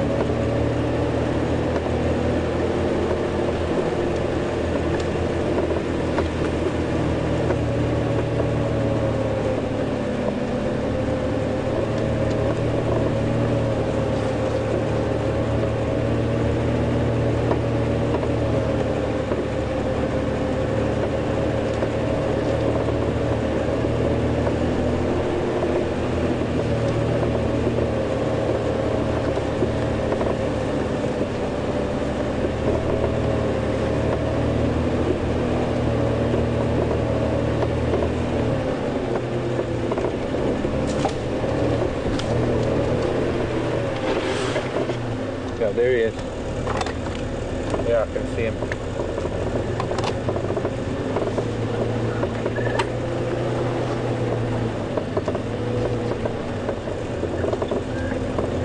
Did that quick.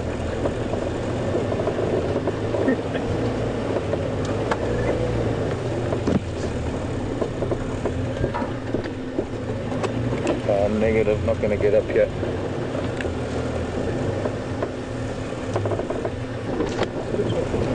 Pardon?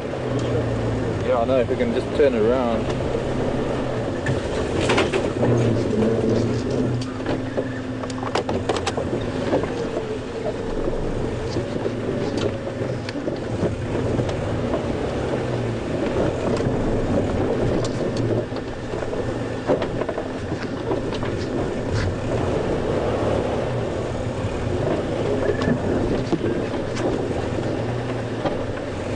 And you'll see why it was important to come here now, because it's rather remarkable.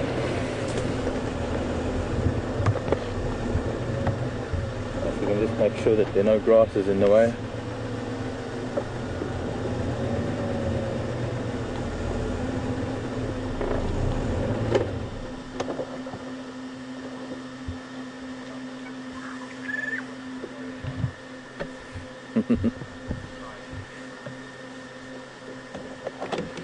Okay, copied.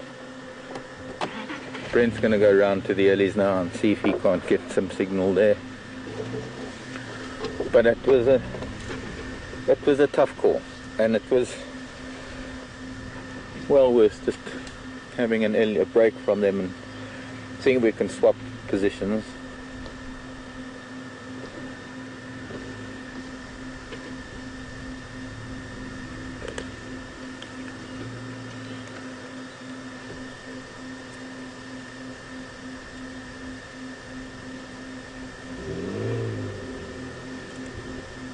It's almost like he's hugging it.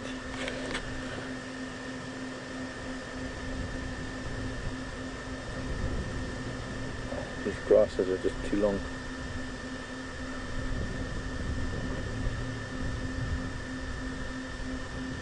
I could probably get up here. You can try. I can try. I can try. I don't know. Pretty steep.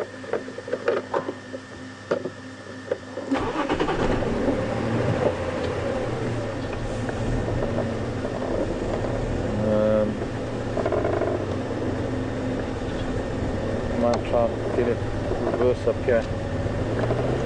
If that'll work.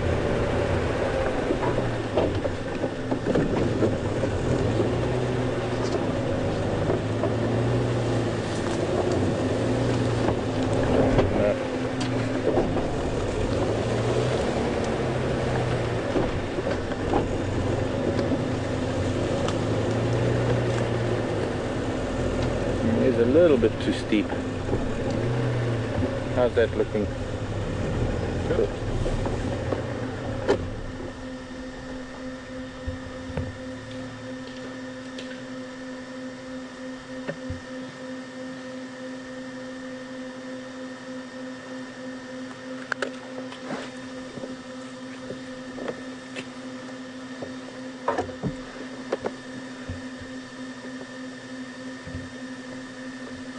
Almost like he's hugging that trunk, that tree. Like it's about to, I don't know, like a rocket or a roller coaster or something. He's riding a tree.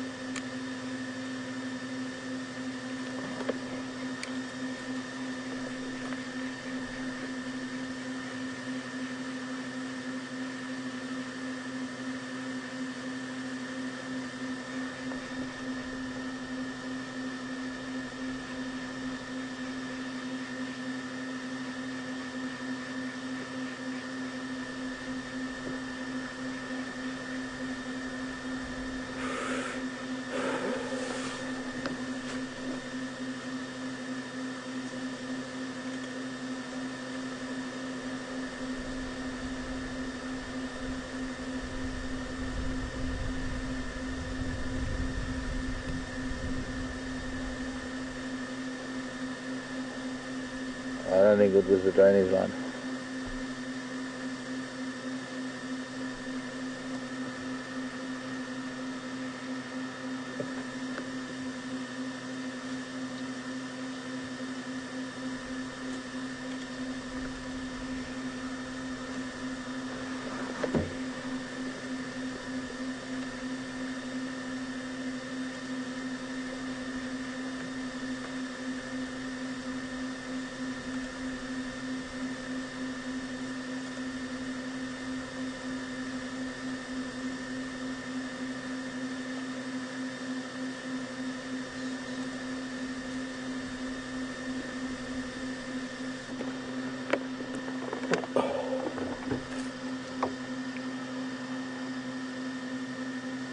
I wonder.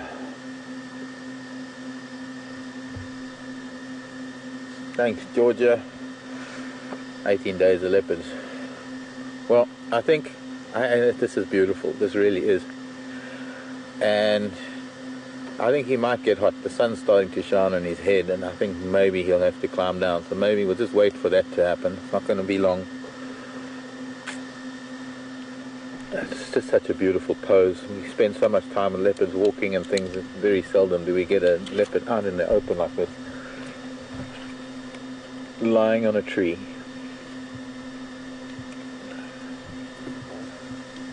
Truly unique.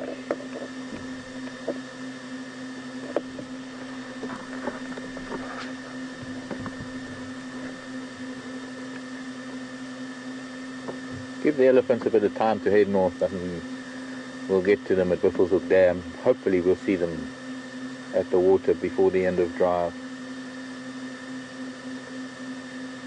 Quite incredible to see the overall movement of these elephants. They've almost done a very big circle. In fact, I wouldn't be surprised if they're actually circling back and they might be going back to Gowrie Dam. They've got a choice where they are now. They were at Gowrie Dam. I saw the prints coming across almost outside our camp, heading south. Some of them were at Gowrie Dam. And then they headed south along Twin Dams Road, came to Chelapan and swung east, and now they've swung north again.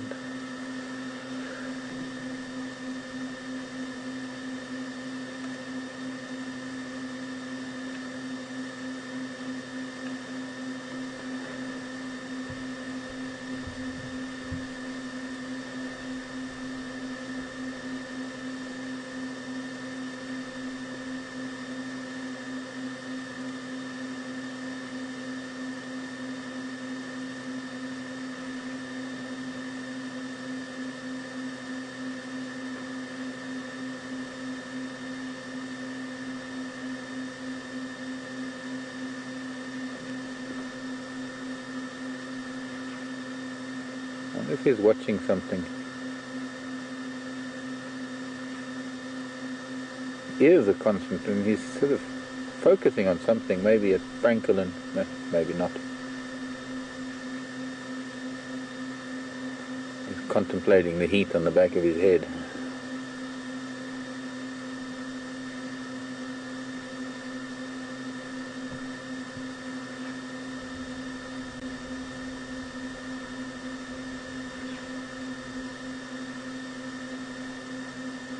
You're getting hot. You want to stand up and stretch.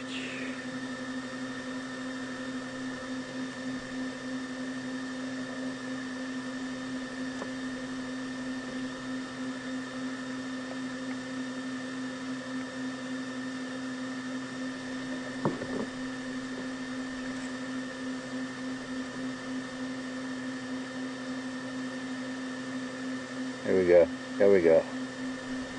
Stretch and yawn.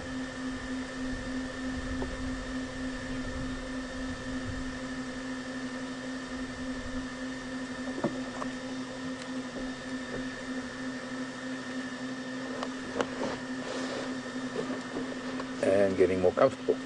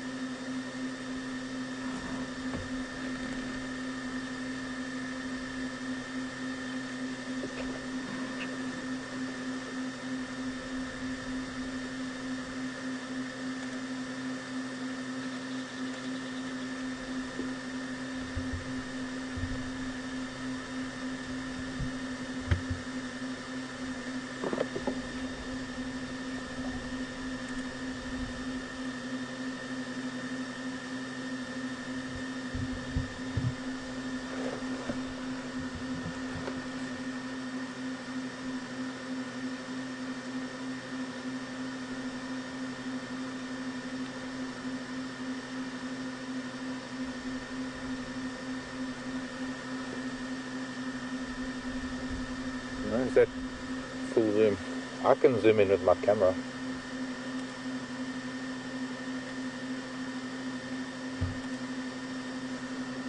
If I could only hold it still enough. And the grasses weren't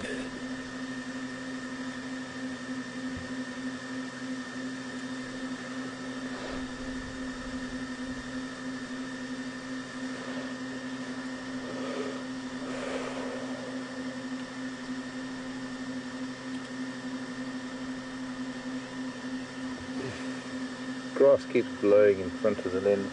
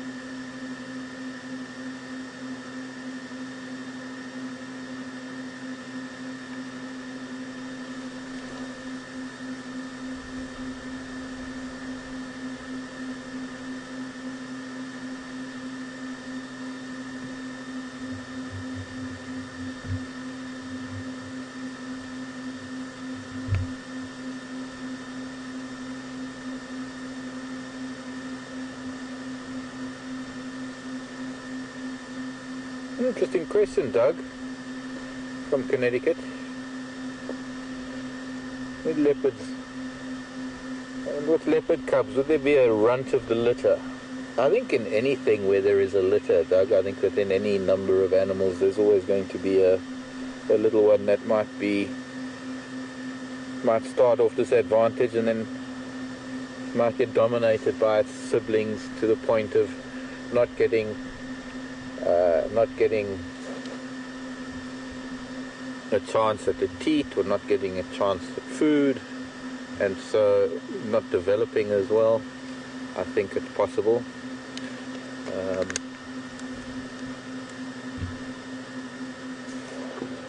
Certainly seen it with lion. So I think he's going to come down. I think I'm just going to leave him be, let him go where he wants to go, and not bother him anymore, unless he comes down into the riverbed. But I wanted to see if we can catch up with the earlies again, since something's wrong with the antenna on Wendy, quite clearly.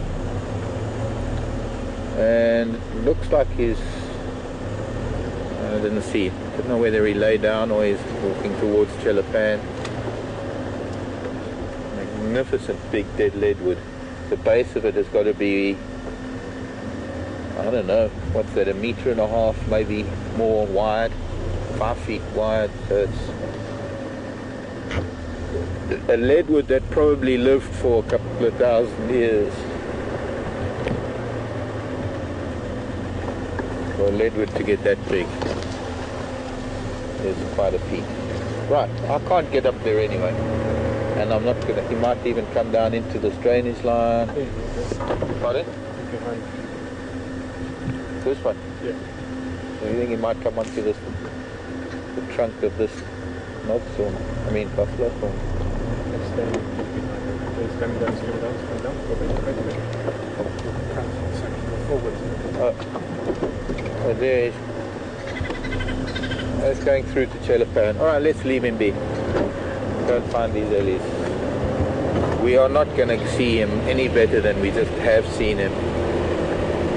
And I should probably follow him and find out where he's going to sleep for the day. Could be under a wattle.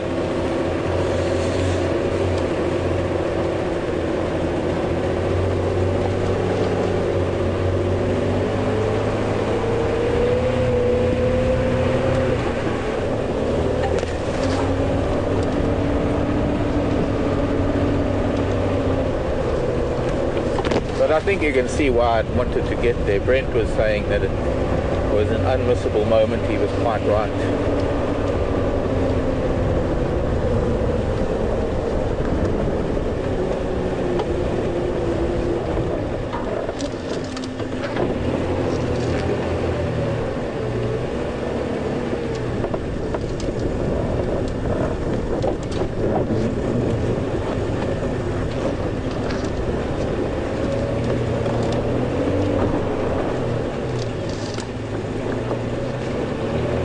Climbing abilities of this vehicle are unbelievable sometimes.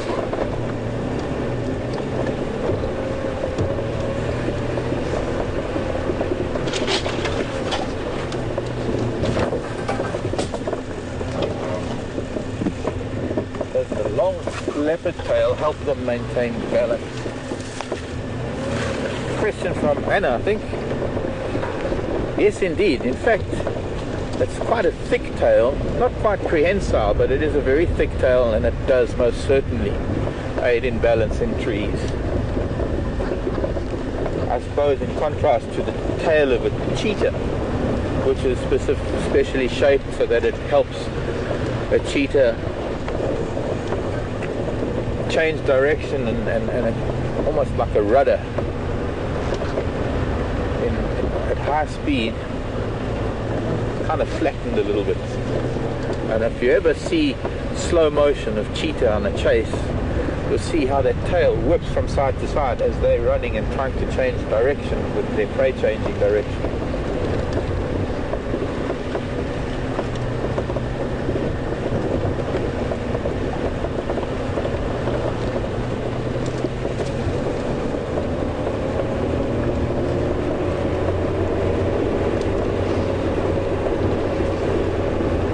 They're still here, they haven't even moved much. Walk your guy.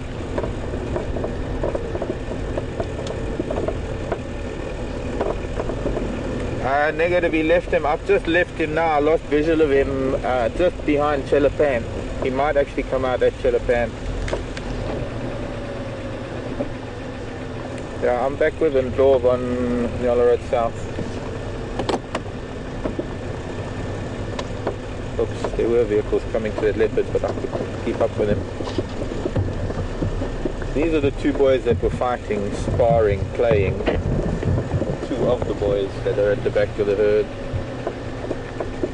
I'm going to excuse myself. I think this is the bull, actually, that was causing all the trouble earlier.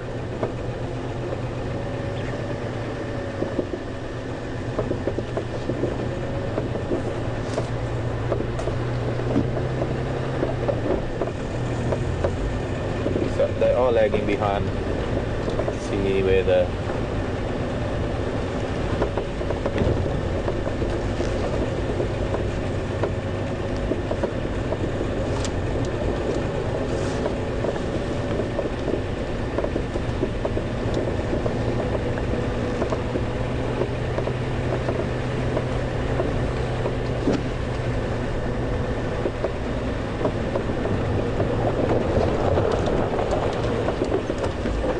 children, we back again.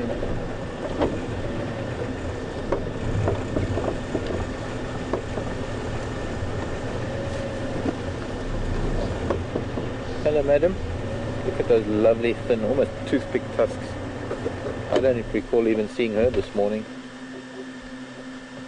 Very straight, almost forest elephant like tusks. Scratch the ear.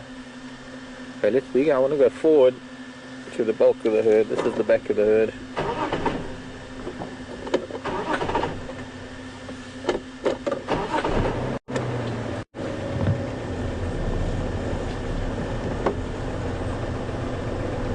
They're all spread out now, browsing in this vegetation, quite thick.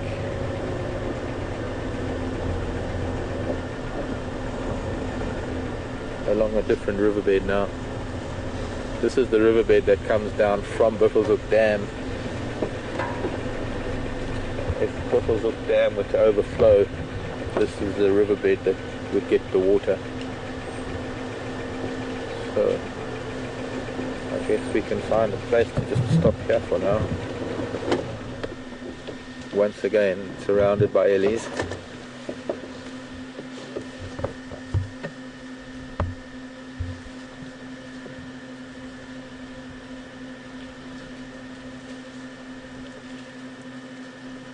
I think it was Di that was...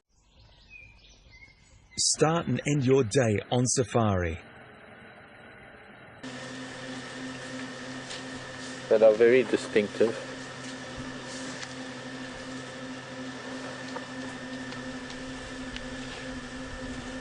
Don't move too fast, Alex.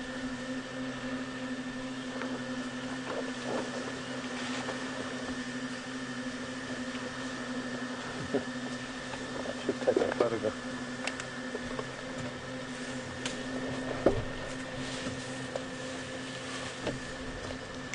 Copy that.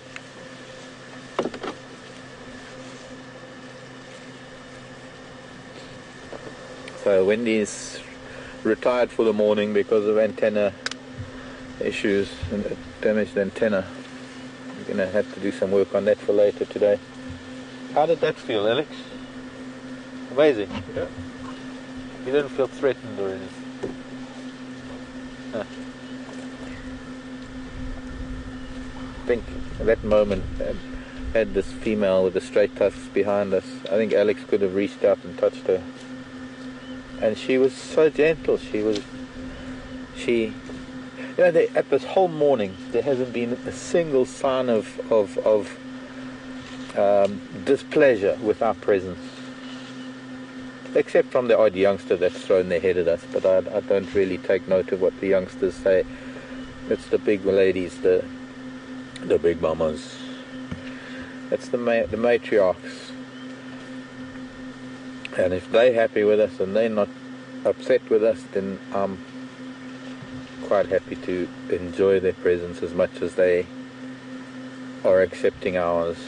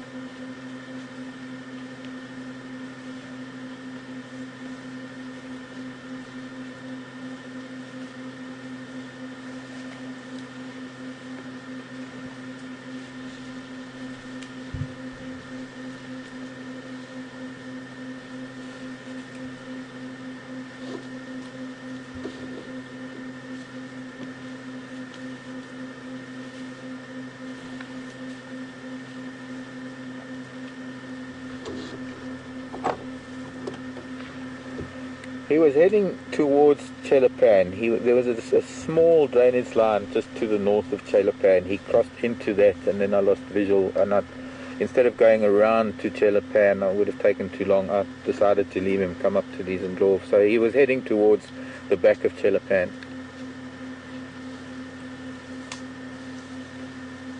He had been lying in the sun. I'd imagine that he's probably gone. He's gone to ground somewhere. And there's a pretty thick African wattle there.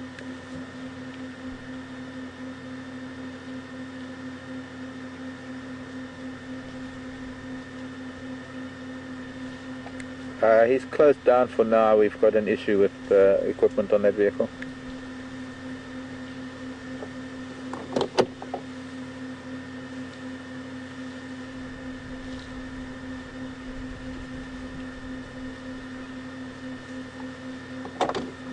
There's Ndlovu at the dam. They're my daughters.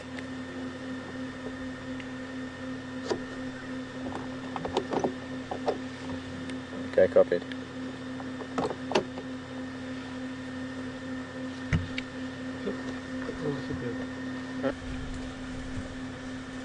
With the amount of melanin in the body, being fairly dark-skinned, elephants can, I suppose, handle a little bit more UV than hippos do. But just a different type of skin. The fact that elephant keep sand and mud on their bodies.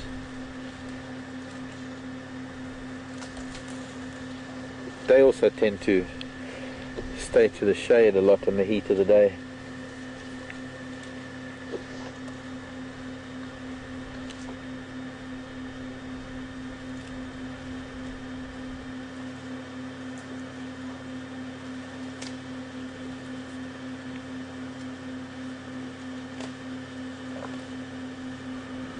Some very light clouds, so it's sort of subdued light this afternoon, or this morning rather. We're not in the afternoon yet. Gosh, I'm wishing the day away.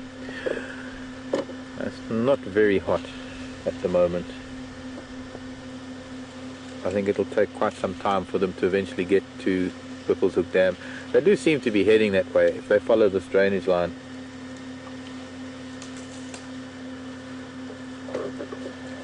But they're certainly not in a hurry to get there.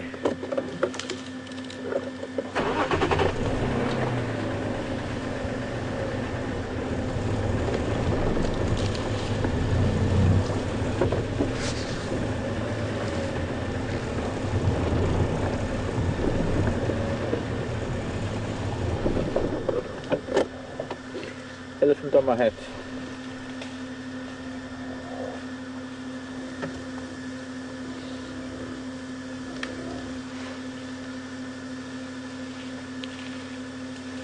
Funny noises coming from them too.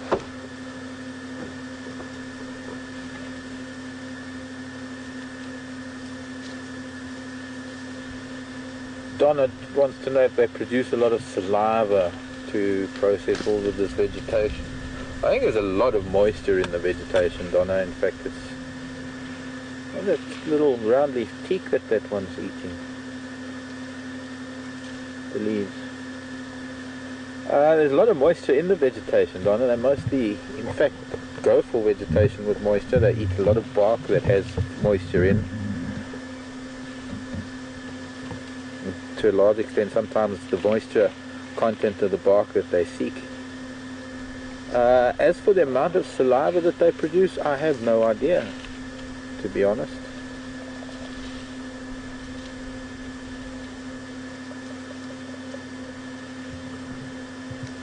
I don't know what their saliva glands are like or how much saliva they produce. I'd have to ask people who work with elephants. Or, on the other hand, try and do a little bit of research. Okay, time to move again.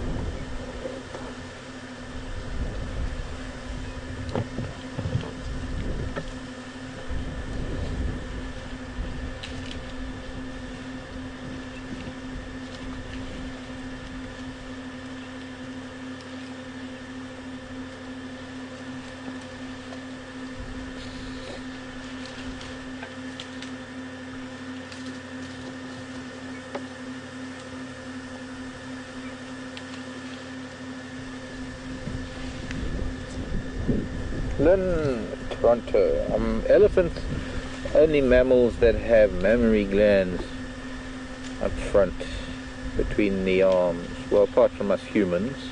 I think bats, if I'm not mistaken. Bats do too, because of the way bats need to suckle. Look at those two playing.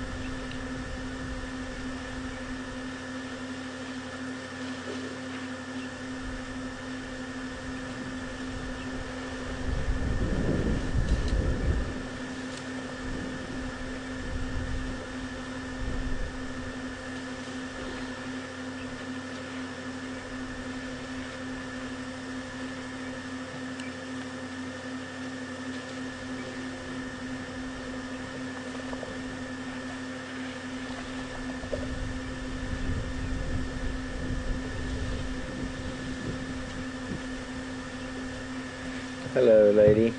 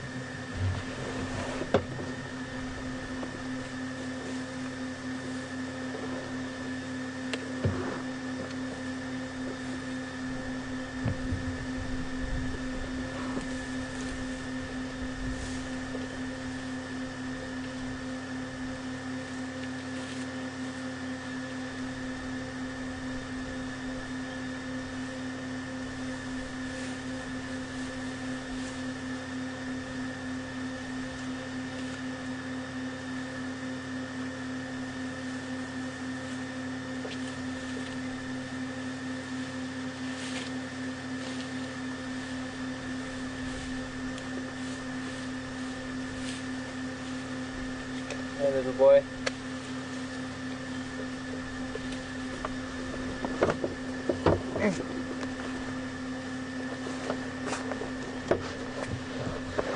Talk about seventh heaven.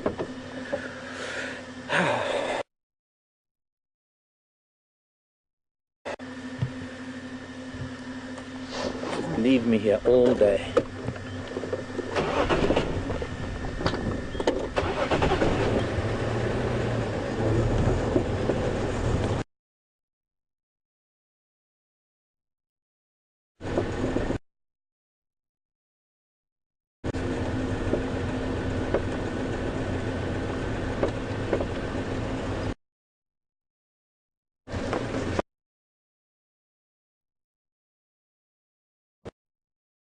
In the road, so I can't go forward. There's an Ellie standing right here on the edge and I want to trouble her. I want her to move forward. It's the straight tusk girl.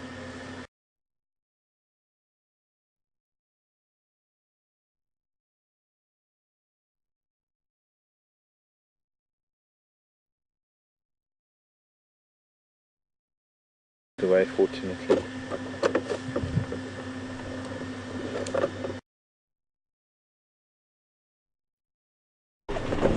I'll leave her behind.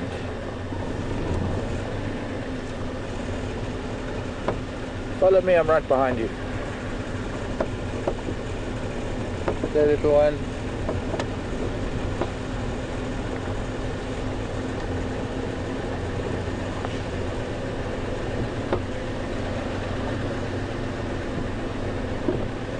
Maybe they'll dig for water, then they get to the crossing with Central Road, which is not far ahead. Maybe some of them will dig for water for us.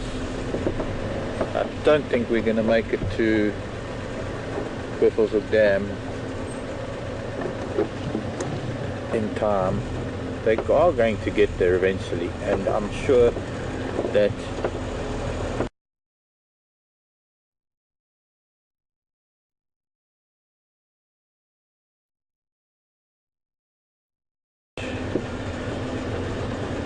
when we get to the road,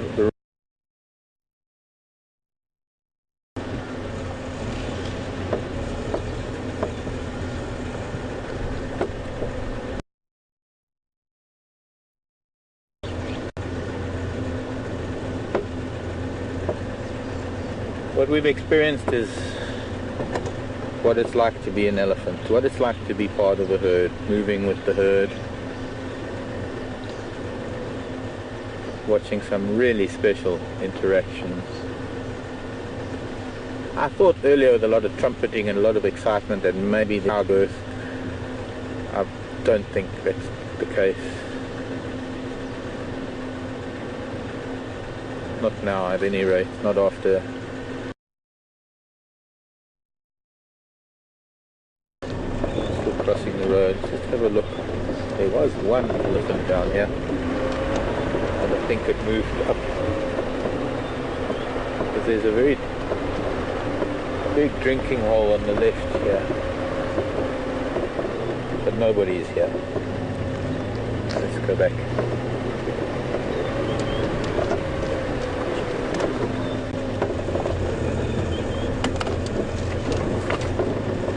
Oh, look at that. Kudu bull just sneaked into some thick bush. Lovely big kudu bull. I haven't seen that bachelor herd for a while. I don't know if that might be one of them around.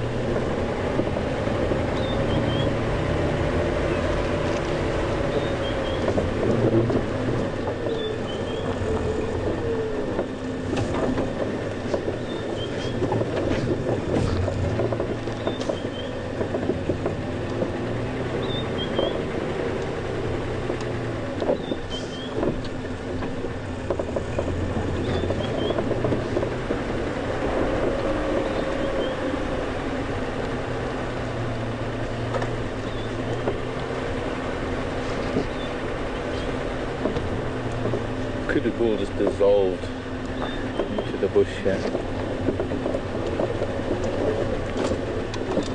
That animal so large can just disappear so easily. It's quite amazing.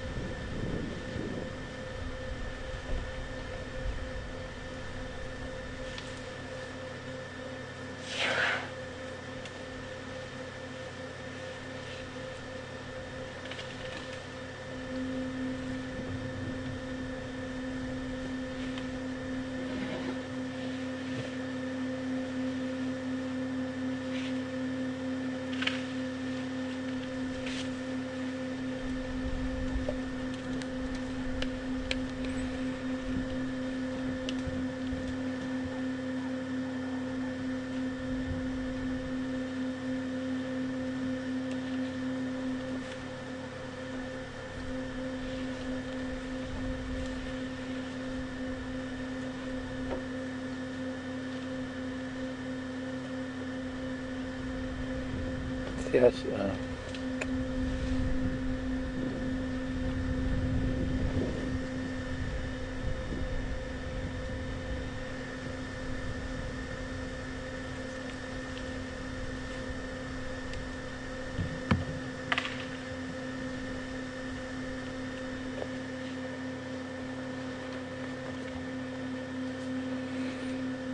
This cow is dozing and the child behind it dozing too, with its head all snug against Mom's thigh.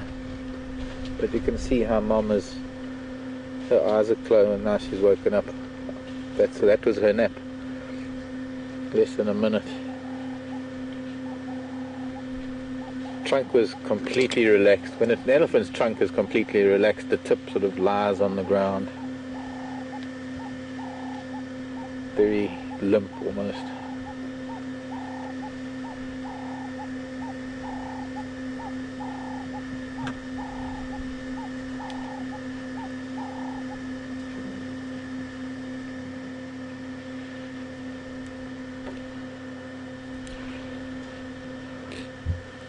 Seems there are quite a few of them just taking a break in the shade of that knobthorn. The stillness of them, an occasional flap of ear.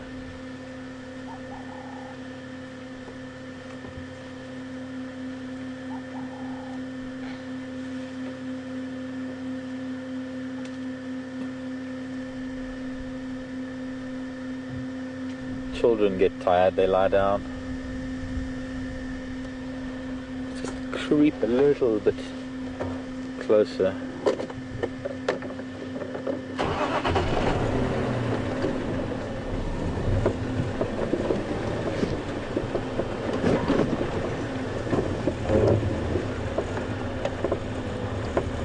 And I suppose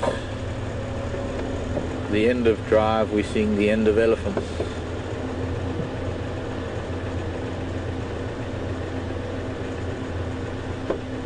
Child on the left seems to have gone to sleep.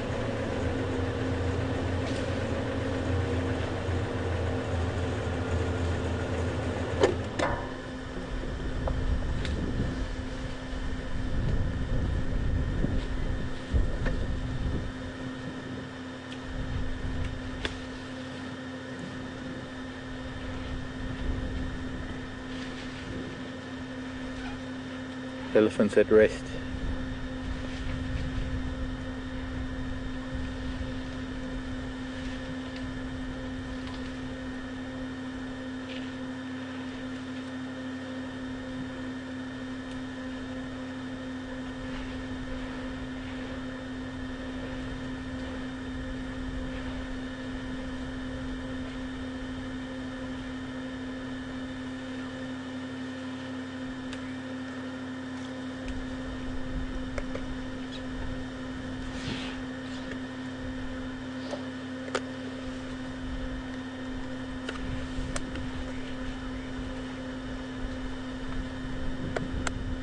See that little one lying right at the feet of this big cow, and yet she won't stand on it. She'll know exactly where it is. She'll use her feet and her tail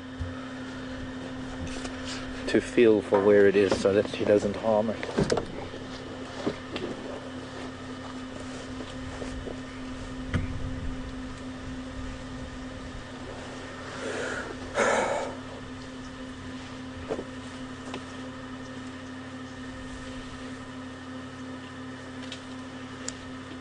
Speechless, wordless.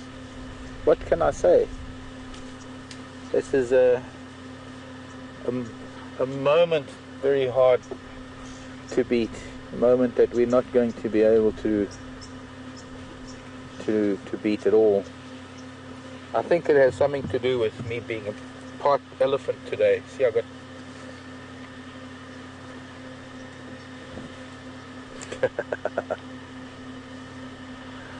Alright, thank you for joining us everyone. My name is Mark. Alex has been fantastic on camera with me this morning, and apologies for the other vehicle problems, and I hope we'll get that sorted out by this afternoon. Thank you, Andrew in Final Control. This has been Wild Earth and our live broadcast from Djuma Game Reserve for the morning. We're going to be back again 4 o'clock Central African time, and of course those of you who are able to see the eclipse later this morning in the Northern Hemisphere, Northern Europe going into the Nordic countries, I hope you're going to have a wonderful time with that really special new moon, solar eclipse, equinox, everything happening in the next few days. Be careful of the tides. So goodbye everybody, love you lots. Bye Ellies, thanks for your time, and we're going to leave them sleeping. The children sleeping on their mother's feet.